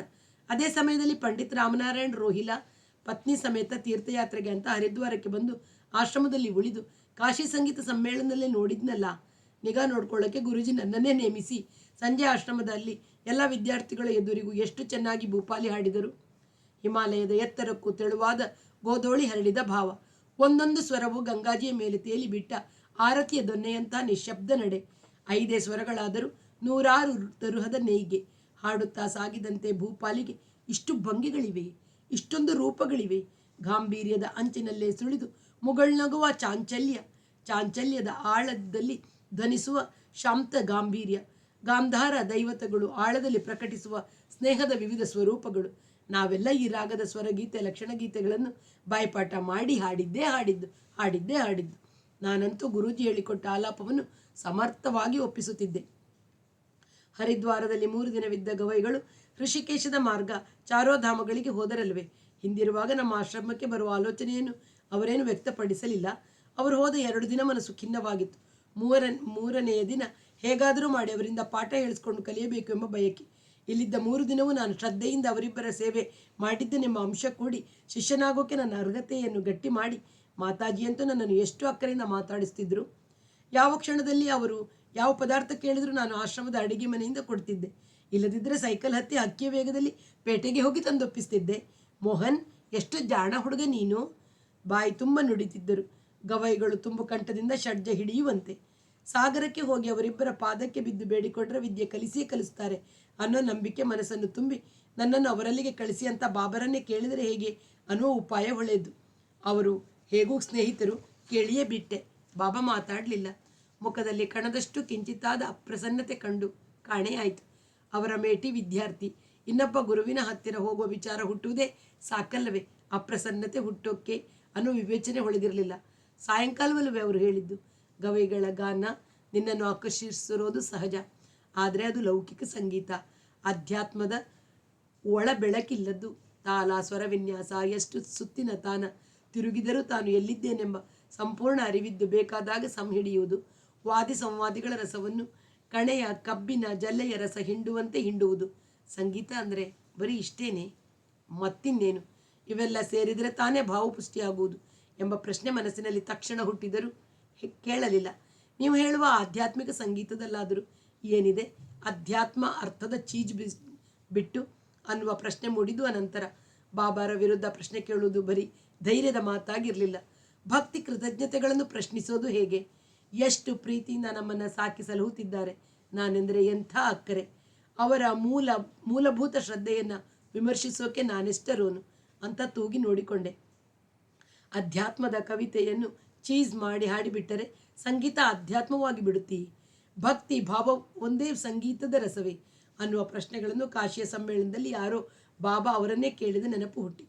ಯಾರೋ ಕೇಳಿದ್ದು ಈಗ ನನ್ನ ನೆನಪಿಗೆ ಬಂದಿದೆ ಅಂತ ಮನಸ್ಸಮಾಧಾನ ಮಾಡಿಕೊಂಡು. ಜಿಜ್ಞಾಸೆ ಹೆಚ್ಚು ಮುಖ್ಯವಾಗಲಿಲ್ಲ. ಮನಸ್ಸು ರೋಹಿಲಾ ಗವಾಯಿಗಳ ಗಾಯನ ನೆನೆಸ್ಕೊಂಡು ಆಕರ್ಷಿತವಾಗುತ್ತಿತ್ತು. ಅಂಥವರಿಂದ ಕಲಿತರೆ ಮಾತ್ರ ಸಾರ್ಥಕ. ಆಶ್ರಮದಲ್ಲಿ ಕಲಿತಿರೋದೆಲ್ಲ ಭಜನೆಗಳು ಎನ್ನಿಸಿ. ಬಾಬಾ ಕೂಡ ಕೈಯಾಲ್ ಹಾಡುತ್ತಿದ್ದರು, ನಮಗೆ ಕಲಿಸಿದ್ರು. ನನಗಂತೂ ವಿಶೇಷವಾಗಿ ಕಲಿಸಿ ಸ್ವರ ಸಾಧನೆ ಮಾಡಿಸ್ತಿದ್ರು. ಆದರೆ ಮುಕ್ತತೆ ಇರಲಿಲ್ಲ. ಸ್ವಚ್ಛಂದತೆ ಇಲ್ಲದಿದ್ದರೆ ರಾಗ ಬೆಳೆಯುವುದು ಹೇಗೆ? ಪ್ರಶ್ನೆ ಮೊದಲ ಬಾರಿಗೆ ಮನಸ್ಸಿನಲ್ಲಿ ಹುಟ್ಟಿ. ಇದೇ ಒತ್ತಡದಲ್ಲಿ ಸಿಲುಕಿದ್ದಾಗ ಒಂದು ದಿನ ಬಾಬಾ, ಬೇಟಾ, ಸ್ವಾಮಿ ಹರಿದಾಸರ ಸಂಗೀತಕ್ಕೂ ತಾನ್ಸೇನ ಸಂಗೀತಕ್ಕೂ ಇದ್ದ ವ್ಯತ್ಯಾಸವೇನು ಯೋಚನೆ ಮಾಡು. ಹರಿದಾಸರು ಯಾವ ರಾಜನ ಮುಲಾಜಿಗೂ ಒಳಗಾಗದೆ ಕಾಡಿನ ಮಧ್ಯದ ಮಂದಿರದಲ್ಲೇ ಉಳಿದು ಹಾಡಿಕೊಳ್ಳುತ್ತಿದ್ದರು. ಮನ್ನಣೆಯ ಲೌಕಿಕಕ್ಕೆ ಮರುಳಾದ ತಾನ್ಸೇನ್ ಅಕ್ಬರ್ ಬಾದಶಾಹನ ಆಸ್ಥಾನದ ಆಕರ್ಷಣೆಯಲ್ಲಿ ಮುಳುಗಿದ್ದ ಎಂಬ ಉತ್ತರ ಮನಸ್ಸಿನಲ್ಲಿ ಹೊಳೆಯಿತು. ಆದರೆ ಇವತ್ತು ತಾನ್ಸೇನ್ನ ಹೆಸರಿನ ರಾಗಗಳಿವೆ, ಅವನು ಹಾಡಿದ ರಾಗ ರೂಪಗಳಿವೆ. ಹರಿದಾಸರದ್ದು ಏನು, ಎಷ್ಟು ಉಳಿದಿವೆ ಎಂಬ ಪ್ರಶ್ನೆ ಹುಟ್ಟಲಿಲ್ಲ. ಈ ಪ್ರಶ್ನೆಯನ್ನು ಕೇಳಿದವರು ರಾಜಾ ಸಾಹೇಬರು. ನಾನು ಆಶ್ರಮ ಬಿಟ್ಟು ಓಡಿ ಬಂದು 1, 2, 3, 4, 8 ವರ್ಷಗಳ ನಂತರ ತುಸು ಹೊತ್ತು 2 ಕಣ್ಣುಗಳನ್ನು ಮುಚ್ಚಿ ಮನಸ್ಸನ್ನು 42 ವರ್ಷಗಳ ಹಿಂದಕ್ಕೆ ಹಾಯಿಸಿದಾಗ ತಾನ್ಸೇನಂತೆ ವೈಭವದಲ್ಲಿ ತೂಗಿಸಿಕೊಳ್ಳುವ ಬಯಕೆ ನನ್ನಲ್ಲಿ ತುಸುವೂ ಇರಲಿಲ್ಲ. ಗವಾಯಿಗಳ ಸಂಗೀತ ಕಲೆಯನ್ನು ಕಲಿಯುವುದಷ್ಟೇ ನನ್ನ ಇಚ್ಛೆಯಾಗಿತ್ತು. ಎಂಬ ನೆನಪು ಸ್ಪಷ್ಟವಾಯಿತು. 2 ತಿಂಗಳು ಒಳಗೆ ಒದ್ದಾಡಿ ಒಂದು ದಿನ ಯಾರಿಗೂ ಹೇಳದೆ ಕೇಳದೆ ಉಟ್ಟ ಬಟ್ಟೆಯಲ್ಲಿ ಹೊರಟು 2 ಒಟ್ಟ ಬಟ್ಟೆಯಲ್ಲದೆ 2 ಪಂಚೆ 2 ಅಂಗಿ ಒಳ ಅಂಗಿಗಳನ್ನು ಒಂದು ಚೀಲಕ್ಕೆ ಹಾಕಿಕೊಂಡು ಹೊರಬಿದ್ದಾಗ ಮಹತ್ಕಾರ್ಯದ ಮೊದಲ ಹೆಜ್ಜೆ ಇಟ್ಟ ಸಂಭ್ರಮ. ಕೈಯಲ್ಲಿ ಒಂದು ಕಾಸಿಲ್ಲ, ಕಿಸೆಯಲ್ಲಿ ರೋಹಿಲ್ ಗವಾಯಿಗಳ ವಿಳಾಸದ ಚೀಟಿ. ಸಾಗರ ಯಾವ ದಿಕ್ಕಿಗಿದೆ ಎಂಬುದೂ ಗೊತ್ತಿಲ್ಲ. ದಿಲ್ಲಿಗೆ ಹೋದರೆ ಆಗ್ರಾ, ಗ್ವಾಲಿಯರ್, ಝಾನ್ಸಿ ಮೂಲಕ ರೈಲು ಹೋಗುತ್ತೆ ಅಂತ ಸ್ಟೇಷನ್ನಲ್ಲಿ ಹೇಳಿದರು. ಟಿಕೆಟ್ ಇಲ್ಲದೆ ಹತ್ತಿ ಕುಳಿತೆ. ದಾರಿಯಲ್ಲಿ ಹೊಟ್ಟೆಗೆ ಹೇಗೆ ಎಂಬ ಯೋಚನೆ ಬಂದಾಗ 2 ಹಾಡು ಹೇಳಿದರೆ ಬೇಡ, 2 ಭಜನೆ ಹಾಡಿದರೆ ಡಬ್ಬಿಯ ಜನಗಳು ಒಂದೊಂದು ಬಿಲ್ಲೆ ಹಾಕಿದರೂ ಸಾಕು. ಆಗ 8 ವರ್ಷದ ಹುಡುಗಿನಿಗಿಂತ ಈಗ 18 ವರ್ಷದ ತರುಣ ಚೆನ್ನಾಗಿ ಹಾಡ್ತೀನಿ. ಸ್ವರ ತಾಳ ಶಾಸ್ತ್ರಜ್ಞಾನವಿದೆ. ತ್ಯಾಗ, ವೈರಾಗ್ಯ, ದಾನ, ಧರ್ಮಾದಿ ವಸ್ತುಗಳು ಬೇಕಾದಷ್ಟು ಭಜನೆಗಳು ಇವೆ ಎಂಬ ಧೈರ್ಯ ಹುಟ್ಟಿತು. ಆದರೆ ವಾಸ್ತವವಾಗಿ ಭಿಕ್ಷೆ ಬೇಡಲು ಧ್ವನಿ ಹಚ್ಚುವಾಗ ಗಂಟಲು ಹೂತು ಹೋಯಿತು. ಆಗ ಬೇರೆ. ಈಗ ಇಷ್ಟು ಸಂಗೀತ ಕಲಿತ ವಿದ್ಯಾವಂತ, ಅದನ್ನು ಭಿಕ್ಷೆಗೆ ಬಗ್ಗಿಸಬೇಕಾ ಎಂಬ ಆತ್ಮಗೌರವ. 1-1.5 ದಿವಸ ಉಪವಾಸ ಮಾಡಿದರೆ ಸತ್ತು ಹೋಗಲ್ಲ ಎಂಬ ಧೈರ್ಯ. ದಿಲ್ಲಿಯ ತನಕ ಯಾರೂ ಟಿಕೆಟ್ ತಪಾಸಿಸಿರಲಿಲ್ಲ. ಅಲ್ಲಿಂದ ದೊಡ್ಡ ಮಾರ್ಗದಲ್ಲಿ ಉದ್ದನೆಯ ರೈಲು ಹತ್ತಿದ 1 ಗಂಟೆಯಲ್ಲಿ ತಪಾಸಕ ಬಂದ. ನಿಜ ಹೇಳಿಬಿಟ್ಟೆ. ರಾತ್ರಿ ರೈಲಿನಲ್ಲಿ ಹರಿದ್ವಾರದಿಂದ ದಿಲ್ಲಿಗೆ ಬಂದೆ. ಈಗ ಸಾಗರಕ್ಕೆ ಹೊರಟಿದ್ದೀನಿ. ಸಂಗೀತ ಗುರು ಹುಡುಕಿಕೊಂಡು ನನ್ನ ಕಿಸೆ ಈ ಚೀಲ ನೀವೇ ಜಡ್ತಿ ಮಾಡ್ಕೊಳ್ಳಿ, ನಿಮ್ಮ ತೋಚಿದಂತೆ ಮಾಡಿ. ಮುಂದಿನ ಸ್ಟೇಷನ್ನಲ್ಲಿ ಮಾಸ್ಟರ್ ವಶಕ್ಕೆ ಒಪ್ಪಿಸ್ತೀನಿ. ಅವರು ಪೊಲೀಸರಿಗೆ ಒಪ್ಪಿಸ್ತಾರೆ. ತೋಚಿದಂತೆ ಮಾಡಬೇಕಾದವರು ಅವರು, ನಾನಲ್ಲ ಎಂದು ಎಲ್ಲರ ಟಿಕೆಟ್ಗಳನ್ನು ಪರೀಕ್ಷಿಸ್ತಾ ಮುಂದೆ ನಡೆದ.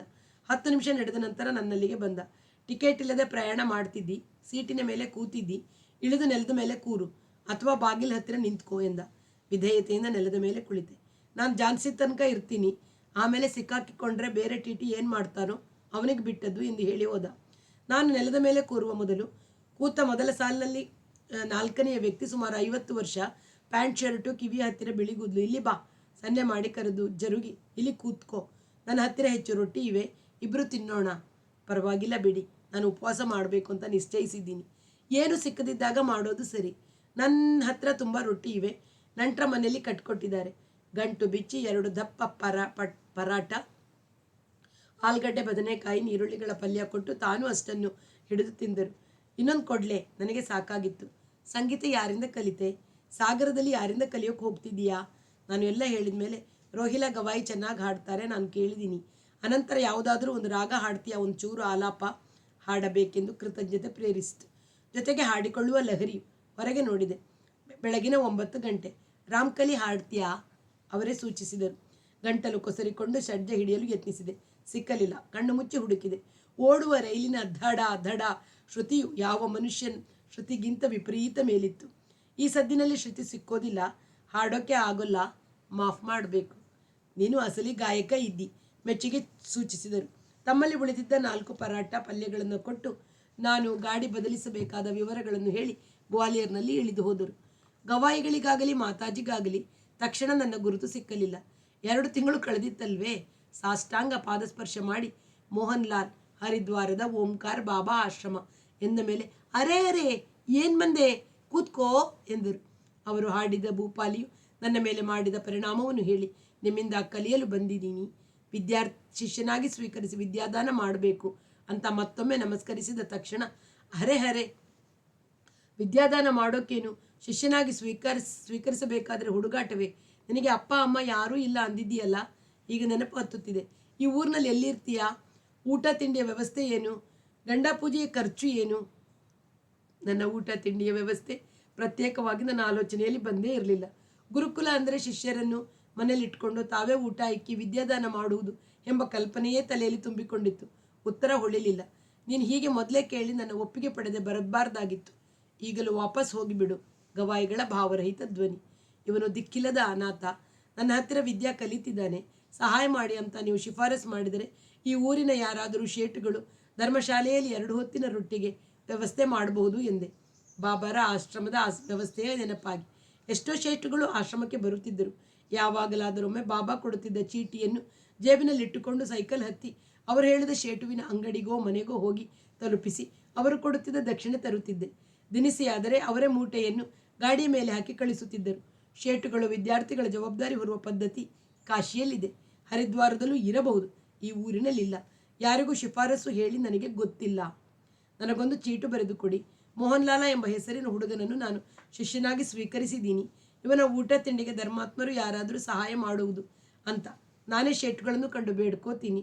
ಎಲ್ಲ ಜಾಣ ಹುಡುಗ, ಗಂಡ ಪೂಜೆ ಇಲ್ಲದೆ ಶಿಷ್ಯ ಸ್ವೀಕಾರ ಆಗುತ್ತೇನೋ, ದಕ್ಷಿಣ ಇಲ್ಲದೆ ಗಂಡ ಪೂಜೆ ನಡೆಯುತ್ತೇನೋ, ಸುಮ್ಮನೆ ಚೀಟಿ ಕೊಟ್ಟರೆ ಸುಳ್ಳು ಬರೆದ ಹಾಗಾಗಲ್ವೇ? ಸುಳ್ಳು ಬರೆಯೋ ಪಾಪ ಮಾಡುವಂತೀಯ ನನ್ನ. ನೀವೇನಾದರೂ ದಾರಿ ತೋರಿಸಬೇಕು ಗುರು ಭಗವಾನ್. ಮುಂದೆ ಕಚೇರಿ ಮಾಡಿ ಗಳಿಸುವಾಗ ನಿಮ್ಮ ದಕ್ಷಿಣೆಯನ್ನು ಪೂರ್ತಿ ನಿಮ್ಮ ಪಾದದಲ್ಲಿ ಸಮರ್ಪಿಸ್ತೀನಿ. ನಾನು ಆಡಿದ ಮಾತಿಗೆ ತಪ್ಪಿದರೆ ನೀನು ಕಲಿಸಿದ ವಿದ್ಯೆ ಎಲ್ಲ ಮರೆತು ಹೋಗಲಿ ಅಂತ ಈಗಲೇ ಶಾಪ ಸೇರಿಸಿ ಎಂದು ಮತ್ತೊಮ್ಮೆ ಅವರ ಪಾದ ಮುಟ್ಟುವಾಗ ನನ್ನ ಗಂಟಲು ಕಣ್ಣು ತುಂಬಿಕೊಂಡವು. ಒಂದು ಚೀಟಿ ಕೊಡಿ ನೋಡೋಣ, ಅದಕ್ಕೇನು ಕಳ್ಕೋಬೇಕು? ಮಾತಾಜಿಯ ಶಿಫಾರಸು. ಚೀಟಿಯನ್ನು ಜೇಬಿನಲ್ಲಿಟ್ಟುಕೊಂಡು ಪೇಟೆ ಬೀದಿಯಲ್ಲಿ ಈ ಊರಿನ ಶೇಟುಗಳಲ್ಲಿ ದಾನ ಧರ್ಮ ಬುದ್ಧಿಯವರು ಯಾರಂತ ವಿಚಾರಿಸಿ ಭೌವರ ಲಾಲಾಜಿ ಸುಕ್ಮಲ್ಜಿಯವರ ಸಗಟು ಅಂಗಡಿಗೆ ಹೋಗಿ ಹೊರಗೆ ಗಲ್ಲಾದ ಮೇಲಿದ್ದ ಮಗನ ಅಪ್ಪಣೆ ಪಡೆದು ಒಳಗಿನ ಕೋಣೆಯಲ್ಲಿ ಕೂತು ವಹಿವಾಟಿನ ನಿಗಾ ನೋಡುತ್ತಿದ್ದ ದೊಡ್ಡ ಯಜಮಾನರಿಗೆ ನಮಸ್ಕರಿಸಿ ಚೀಟಿಯನ್ನು ಎದುರಿಟ್ಟಾಗ 70 ವರ್ಷ ಬಿಳಿ ಕೂದಲು, ಹಣೆಗೆ ಗಂಧ, ಬಿಳಿ ಪಂಚೆ, ಬಿಳಿ ಜುಬ್ಬ. ಚೀಟಿ ಇರಲಿ, ಯಾವ ಕಾರಣ ನೀನೇ ಹೇಳು. ನನ್ನ ಉದ್ದೇಶ ನಿವೇದಿಸಿಕೊಂಡ ನಂತರ ಸಂಗೀತ ಕಲಿಯೋರಿಗೆ ಸಹಾಯ ಮಾಡೋದು ಪುಣ್ಯದ ಕೆಲಸ ಅಂತ ಯಾವ ಶಾಸ್ತ್ರದಲ್ಲಿ ಹೇಳಿದೆ? ಸಂಗೀತವು ವೇದಕ್ಕೆ ಸಮಾನ ಶೇಠ್ಜಿ. ನಾನು ಹೇಳಿದುದು ಯಜಮಾನರಿಗೆ ಗೊತ್ತಿಲ್ಲದೆ ಇರಲಿಲ್ಲ. ಅವರ ತುಟಿಯಲ್ಲಿ ಮೂಡಿದ ಮುಗುಳ್ನಗೆ ಹಾಗೆಂದು ನುಡಿಯಿತು. ನೀನು ಇದುವರೆಗೆ ಎಲ್ಲಿ ಕಲಿತೆ? ಎಷ್ಟು ಕಲಿತಿದ್ದೀಯಾ? ಈ ಊರಿಗೆ ಹ್ಯಾಕ್ ಬಂದೆ? ಈ ಚೀಟಿ ಕೊಟ್ಟಿರುವ ರೋಹಿಲಾ ಗವಾಯಿ ಎಷ್ಟು ತಿಳಿದವರು? ಇತ್ಯಾದಿ 4-6 ಪ್ರಶ್ನೆಗಳನ್ನು ಕೇಳಿ ಖಚಿತಪಡಿಸಿದರು. ಆ ನಂತರ ಅದೇ ಕೋಣೆಯಲ್ಲಿ ಕೂತು ಲೆಕ್ಕ ಬರೆಯುತ್ತಿದ್ದ ಮುನಿಂಜಿಯನ್ನು ಕೇಳಿದರು. ಈ ಹುಡುಗ ಹೇಳ್ತಿರೋದೆಲ್ಲ ಕಿವಿ ಮೇಲೆ ಬಿತ್ತ ಪಂಡಿತ್ಜಿ. ಗಂಟು ಕಟ್ಟಿದ ತಲೆಗೂದಲಿನ 50 ವರ್ಷ ವಯಸ್ಸಿನ ಮುನಿಂಜಿ. ಇವನು ಹೇಳ್ತಿರೋದೆಲ್ಲ ಸರಿ ಅನಿಸುತ್ತೆ. ರೋಹಿಲಾ ಗವಾಯಿ ಅಂದರೆ ದಶಹರಾ ಪೂಜೆಯಲ್ಲಿ ನಿಮ್ಮ ಸಮಾಜದಲ್ಲಿ ಹಾಡಿದ್ರು 3 ವರ್ಷದ ಹಿಂದೆ. ದೊಡ್ಡ ಗವಾಯಿ. ಇವನಿಗೆ ನಮ್ಮ ಸಮಾಜ ಧರ್ಮಶಾಲೆಯಲ್ಲಿ ನಮ್ಮ ಖರ್ಚಿನಲ್ಲಿ ದಿನ 2 ಊಟ, ನಾಷ್ತಾ, ಚಹಾಕ್ಕೆ ವ್ಯವಸ್ಥೆ ಮಾಡಿ, ವಾಸಕ್ಕೆ 1 ಕೋಣೆ, ಯಾತ್ರೆಗಳು ತುಂಬ ಇದ್ದಾಗ ಕೋಣೆ ತೆರವು ಮಾಡಿ ಅನುಸರಿಸ್ಕೋಬೇಕು. ಇನ್ನೇನಪ್ಪ, ಗಂಡ ಪೂಜೆ ಮಾಡಿಸ್ಬೇಕು. ಏನು ಹಂಗಂದ್ರೆ ಪಂಡಿತ್ಜಿ? ಶಿಷ್ಯನಾಗಿ ಒಪ್ಕೊಂಡಿದ್ದೀನಿ ಅಂತ ಗುರುವು ಕೈಗೆ 1 ದಾರ ಕಟ್ಟೋದು, ಗುರುಗೆ ಅರಿಶಿನ ಕುಂಕುಮ ಹೂಗಳಿಂದ ಪೂಜೆ ಮಾಡಿ ಕಲ್ಲು ಸಕ್ಕರೆ ಬಾದಾಮಿ ಮಿಠಾಯಿ ಮೇಲೆ ದಕ್ಷಿಣೆ ಇಷ್ಟನ್ನು ಶಿಷ್ಯ ತರಬೇಕು. ಆಯಿತು, ಈ ಸಾಮಾನುಗಳೆಲ್ಲ ತೆಗೆಸ್ಕೊಡಿ, ಮೇಲೆ 11 ರೂಪಾಯಿ ಕೊಡಿಸಿ. ಇನ್ನೇನಪ್ಪ, ಇವನನ್ನು ಧರ್ಮಶಾಲೆಗೆ ಕರೆದೊಯ್ದು ವ್ಯವಸ್ಥೆ ಮಾಡಿ. ಬನ್ನಿ, ಹೋಗಪ್ಪ, ಸ್ನಾನ ಊಟ ಮಾಡು. ಪಂಡಿತ್ಜಿ, ಇವನಿಗೆ ತಿಂಗಳಿಗೆ 2 ರೂಪಾಯಿ ಮೇಲ್ ಖರ್ಚಿಗೆ ಕೊಡಿಸಿ. ಸೋಪು ಗೀಪು ಬೇಕಲ್ಲ. ಏನಪ್ಪ ಏನಂದ ಹೆಸರು? ಬೀಡಿ ಸಿಗರೇಟ್ ಸೇದ್ ಕುಡ್ದು ಯಾವ ಕೆಟ್ಟ ಅಭ್ಯಾಸವೂ ನಿನ್ನ ಹತ್ರ ಬರೋ ಹಾಗಿಲ್ಲ. ನಾವು ಕಣ್ಣಿಟ್ಟಿರ್ತೀವಿ, ಧರ್ಮಶಾಲೆಯವರು ಕಣ್ಣಿಟ್ಟಿರ್ತಾರೆ. ನಮ್ಮ ಸಮಾಜದಲ್ಲಿ ಅದೆಲ್ಲ ಕಟ್ನಿಟ್ಟು. ಗವಾಯಿ ಮನೆಗೆ ಹೋಗಿ ಎಲ್ಲವನ್ನು ತಿಳಿಸಿದಾಗ, ಭಾಳ ಚಾಲಾಕು ಹುಡುಗ ಇದ್ದೀನಿ ನೀನು ಅಂದರು. ಚಾಲಾಕು ಎಂಬ ಶಬ್ದ ಬಳಸುತ್ತಿದ್ದು ನನಗೆ ನಿರುತ್ಸಾಹದಾಯಕವೆನ್ನಿಸಿತು. ಆದರೆ ನಾನು ಮಾತನಾಡಲಿಲ್ಲ. ಗಂಡ ಪೂಜೆಗೆ ಇಟ್ಟ 11 ರೂಪಾಯಿಯನ್ನು ನೋಡಿ, ಇದು ಯಾವ ದರಿದ್ರದ ದಕ್ಷಿಣೆ ಎಂದರು ಮಾತಾಜಿ. ಅನಂತರ, ನಿಮ್ಮ ಶೇಟ್ಜಿಗೆ ಹೇಳಬಾರ್ದಿತ್ತೆ, ಇಷ್ಟು ಕಡಿಮೆ ದಕ್ಷಿಣೆ ಇಟ್ಟರೆ ಅಷ್ಟು ದೊಡ್ಡ ಗವಾಯಿಗೆ ಅವಮಾನ ಮಾಡಿದ ಹಾಗೆ ಅಂತ. 1001 ರೂಪಾಯಿ ಆದರೂ ಇಡೋದು ಶಾಸ್ತ್ರ ಎಂದು ಸೇರಿಸಿದರು. ಸ್ವಲ್ಪವೂ ಕಾಡಿ ಬೇಡಿಸಿಕೊಳ್ಳದೆ ಊಟ, ವಸತಿ, ಮೇಲು ಖರ್ಚಿಗೆ ದುಡ್ಡುಗಳನ್ನು 4-6 ವರ್ಷದವರೆಗೆ ಕೊಡುವ ಔದಾರ್ಯ ತೋರಿದವರನ್ನು ಹೀಗೆ ಕೇಳುವ ಕಲ್ಪನೆಯೇ ಸಣ್ಣತನ ಎನಿಸಿದರೂ ಮಾತನಾಡಲಿಲ್ಲ. ನಾನು ಗಳಿಸಲು ಶುರು ಮಾಡಿದ ಮೇಲೆ ಗುರುಗಳ ಪಾದದ ಎತ್ತರಕ್ಕೆ ಬೆಳ್ಳಿ ರೂಪಾಯಿ ರಾಶಿ ಒಪ್ಪಿಸ್ತೀನಿ. ಇದು ತಂಬೂರಿ ಆಣೆಗೂ ಸತ್ಯ. ನಿಮ್ಮ ಗುರುಗಳಿಗೆ ಅಂಥ ಗಳಿಕೆ ಇಲ್ಲ. ನಿನ್ನನ್ನೆಂಥ ಗಳಿಕೆದಾರ ನಾಗೋ ಕನಸು ಕಾಣ್ತೀಯೇ? ಆಕೆಯೇ ಪ್ರತಿನುಡಿ. ಆಯ್ತು, ಹೋಗಲಿ ಬಿಡು, ಗವಾಯಿಗಳು ಮಾತನಾಡಿದರು. ನಿನ್ನ ಸ್ವಂತ ತಂಬೂರಿ ಇಲ್ಲ, ಅಲ್ಲಿ ನಿನ್ನ ಕೋಣೆಯಲ್ಲಿ ಅಭ್ಯಾಸ ಮಾಡ್ಕೊಳ್ಳೋಕ್ಕೆ ಏನು ಮಾಡ್ತೀ? ನನಗೆ ಅದು ಹೊಳೆದಿರಲಿಲ್ಲ. ಗವಾಯಿಗಳಲ್ಲಿ ಕಲಿಯಲು ಬರುವ ಇತರರು ನನ್ನಂತೆ ಸಂಪೂರ್ಣ ಸಂಗೀತಕ್ಕೆ ಮುಡುಪಾಗಿ ಇಟ್ಟುಕೊಂಡವರಲ್ಲ. ಬೇರೆ ಕಡೆ ನೌಕರಿ ಮಾಡಿಕೊಂಡು ಸಂಜೆಯ ವೇಳೆ ಕಲಿಯಲು ಬರುವವರು ಕೆಲವರು, ವಾರಕ್ಕೆ 2 ಅಥವಾ 3 ದಿನ ಬರುವ ಇನ್ನು ಕೆಲವರು. ಅವರವರ ಮನೆ, ಕಾಲೇಜು ಅಥವಾ ನೌಕರಿ ಏನೂ ಇಲ್ಲದವ ನಾನೊಬ್ಬನೇ. ಪ್ರತಿ ತಿಂಗಳು ಫೀಸು ಕೊಡುತ್ತಿದ್ದವರು. 2ನೇ ದಿನವೇ ಮಾತಾಜಿ, ಫೀಸನ್ನು ಹಣದ ರೂಪದಲ್ಲಿ ತರಬಹುದು ಅಥವಾ ಸೇವಾ ರೂಪದಲ್ಲಿ ಕೊಡಬಹುದು. ನನಗಿಂದಷ್ಟು ಕೆಲಸ ಕೊಟ್ಟರೆ ನಿನ್ನ ಗುರುಗಳು ಸಂತೋಷ ಪಡ್ತಾರೆ. ಆಗಲಿ ಹೇಳಿ ಮಾತಾಜಿ.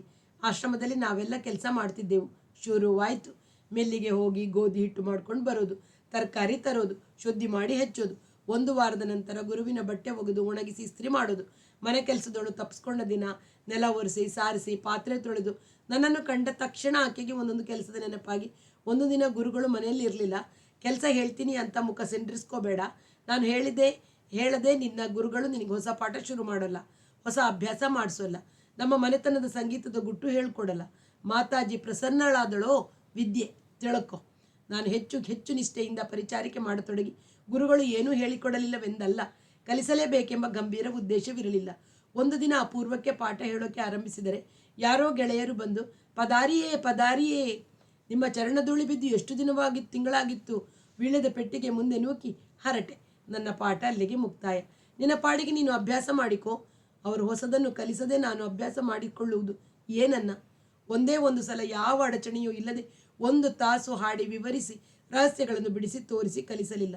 ಅವರು ಪ್ರತಿ ದಿವಸ ಸಾಧನೆ ಮಾಡ್ಕತ್ತಿರಲಿಲ್ಲ. ಅದನ್ನಾದರೂ ಆಲಿಸಿ ಅರ್ಥ ಮಾಡಿಕೊಳ್ಳೋಣ ಅಂದರೆ ಅವರಲ್ಲಿ ಹೋದ 1.5 ವರ್ಷದ ನಂತರ ಒಂದು ದಿನ ಧೈರ್ಯ ಮಾಡಿ ಮಾತಾಜಿ ಮನೆಯಲ್ಲಿರಲಿಲ್ಲ. ಇಡೀ ಆಯುಷ್ಯವನ್ನು ಸಂಗೀತಕ್ಕೆ ಸಮರ್ಪಿಸಿಕೊಂಡಿದ್ದೀನಿ ನಾನು. ದಿನ 8-10 ತಾಸು ಸಾಧನೆ ಮಾಡೋ ಮನಸ್ಸಿದೆ.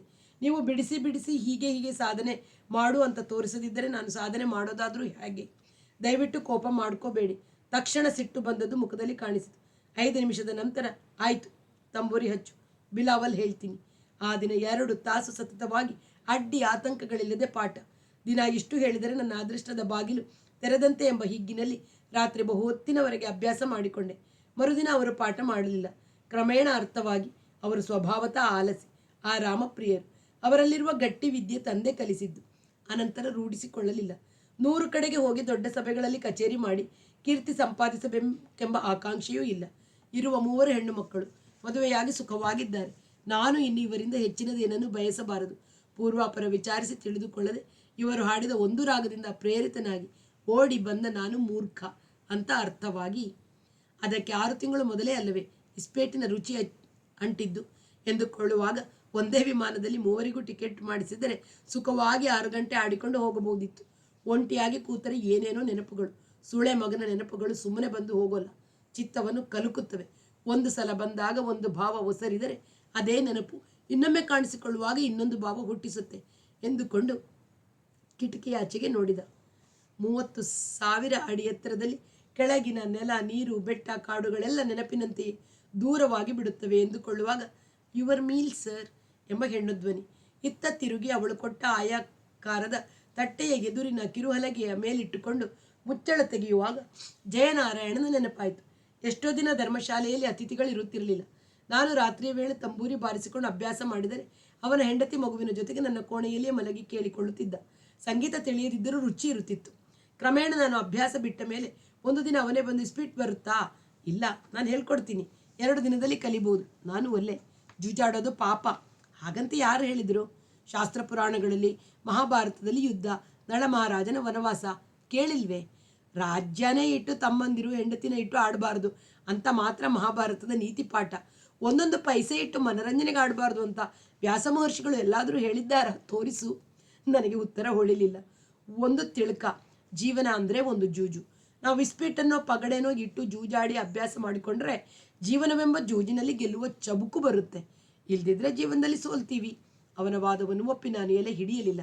ಶೇಟ್ಜಿ ನನ್ನ ಊಟ ನಾಷ್ಟಾಗಳ ಖರ್ಚು ವಹಿಸಿದರೂ ಮಾಡಿ ಹಾಕುತ್ತಿದ್ದವನು ಇವನು. ಅಂದರೆ ಇವನ ಹೆಂಡತಿ ನನ್ನನ್ನು ಚೆನ್ನಾಗಿ ನೋಡಿಕೊಂಡಿದ್ದಾರೆ. ನನಗೂ ಹೊತ್ತು ಹೋಗಲಿಲ್ಲ. ಒಂದು ರಾತ್ರಿಯಲ್ಲಿ ರುಚಿ ಹತ್ತಿತು. ನನಗೆ ಬಿದ್ದಿರುವ ಎಲೆಗಳ ಆಧಾರದ ಮೇಲೆ ಎದುರುಗಾಳಿಗಳಿಗೆ ಬಂದಿರಬಹುದಾದ ಎಲೆಗಳ ಅಂದಾಜು ಮಾಡಿ ಬುದ್ಧಿ, ಧೈರ್ಯ, ಅದೃಷ್ಟಗಳ ಪರೀಕ್ಷೆ.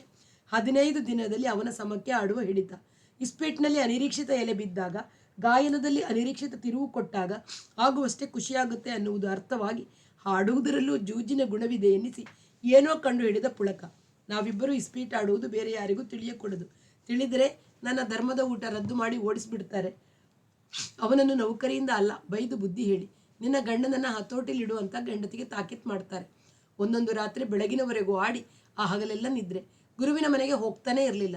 ಹೋಗಿತಾನೆ ಪ್ರಯೋಜನವೇನು? ಆ ಮುದುಕಿಯ ಪರಿಚಾರಿಕೆ ಮಾಡೋದು. ಅದರ ಮರುದಿನ ಕೇಳಿದರೆ ಹುಷಾರಿಲ್ಲ ಅಂತಿದ್ದೆ. ಅದೃಷ್ಟವು ಜೂಜಿನ ಮೂಲಕ ತೆರೆದುಕೊಳ್ಳುತ್ತೆ ಅಲ್ಲ, ಜೂಜು ಅದೃಷ್ಟ ತೆರೆಸುತ್ತೆ. ಅದು ಪೂರ್ತಿ ಸರಿಯಲ್ಲ. ತೊಡರಾಗಿದೆ. ಹಾಳಾಗಿ ಹೋಗಲಿ ತರ್ಕ. ಒಟ್ಟಿನಲ್ಲಿ ಇಸ್ಪೀಟಿನ ಸಂಬಂಧದಿಂದ ತಾನೇ ದಾರಿ ಕಂಡು ನಿಜವಾದ ಗುರು ಸಿಕ್ಕಿ. ಇಲ್ಲದಿದ್ದರೆ ಈ ಮೋಹನ್ ಲಾಲ ಸಂಗೀತವನ್ನು ಪೂರ್ತಿ ಮರೆತು ಜಶವಂತ ಬಿಟ್ಟೂ ಸರಿ. ಸಂಗೀತದಲ್ಲೂ ಶೋಕಿ, ಇಸ್ಪೀಟ್ನಲ್ಲೂ ರಂಗುರುಚಿ. Company representative. ಹೋಟೆಲ್ನಲ್ಲಿ ಇಳ್ಕೊಳ್ಳೋಕ್ಕೆ ಕಂಪನಿ ಚಾರ್ಜ್ ಕೊಟ್ಟರು ಧರ್ಮಶಾಲೆಯಲ್ಲಿ ಉಳಿದು ಹಣ ಉಳಿಸಿ ಇಸ್ಪೀಟ್ನಲ್ಲೂ ಕಳೀತಿರ್ಲಿಲ್ಲ. ನಿಮ್ಮಂಥವ್ರ ಜೊತೆ ಆಡಿದರೆ ಅದೃಷ್ಟ ತೆರೆಯೋಲ್ಲ, ಬರೀ ಶೋಕಿ ತೀರುತ್ತೆ. ಕಳ್ಕೊಂಡ್ರೆ 1-2 ರೂಪಾಯಿ ಅಂತ ತಮಾಷೆ ಮಾಡಿದ್ರು. ನನ್ನ ಸ್ಥಿತಿಯನ್ನು ಅರ್ಥ ಮಾಡಿಕೊಂಡು ತಂಬೂರಿಯ ಮೇಲೆ ಹಾಡಿಸಿ ಕೇಳಿ. ದೊಡ್ಡ ಗಾಯಕನಾಗೋ ಶಕ್ತಿ ಇದೆ ನಿಮಗೆ. ನೀವು ಇಲ್ಲಿಂದ ಖಾಲಿ ಮಾಡಿ ಸರಿಯಾದ ಗುರುವನ್ನು ಹಿಡಿಬೇಕು. ನಾನು ಗುರುವಿಗೆ ಕೈ ಚಾಚಬಹುದು, ಗುರು ನನ್ನ ಕೈ ಹಿಡ್ಕೋಬೇಕಲ್ಲ. ಮರು ಸಂಜೆ ಹೊತ್ತಿಗೆ ಪ್ಲ್ಯಾನ್ ಹೊಳೆದು ಬಿಟ್ಟಿತ್ತು ತಲೆಯೊಳಗೆ. ಶಕಪುರ ಗೊತ್ತಾ ನಿಮಗೆ? ಅಸದ್ ಅಲಿ ಖಾನ್ ಸಾಹೇಬ್ರು. ಹಾಂ, ಅವ್ರ ಮಗ ಬಂದೆ ಅಲಿ ಖಾನ್ ಶಕಪುರ ದರ್ಬಾರಿನ ಗಾಯಕರು. ತಂದೆಯ ಪ್ರತಿಭೆ ಇಲ್ದಿದ್ರು ಅಪ್ಪ ತಮ್ಮ ವಿದ್ವತ್ತನ್ನೆಲ್ಲ ಅರೆದು ಕುಡಿಸಿದ್ದಾರೆ. ಈಗ ರಾಜ್ಯ ಹೋದರೂ ಮಹಾರಾಜ ಹುಕುಂ, ಸಿಂಹರು, ಆನೆ, ಕುದುರೆ, ಪಲ್ಲಕ್ಕಿ ಹೊರುವವರು, ಸಂಗೀತಗಾರರು, ವೇದ ಪಂಡಿತರನ್ನ ಕೈ ಬಿಟ್ಟಿಲ್ಲ. ದಯಾಳುಗಳು, ಹೋಗಿ ಕಾಲಿಗೆ ಬಿದ್ದ ಯಾರಿಗೂ ಇಲ್ಲ ಅನ್ನೋರಲ್ಲ.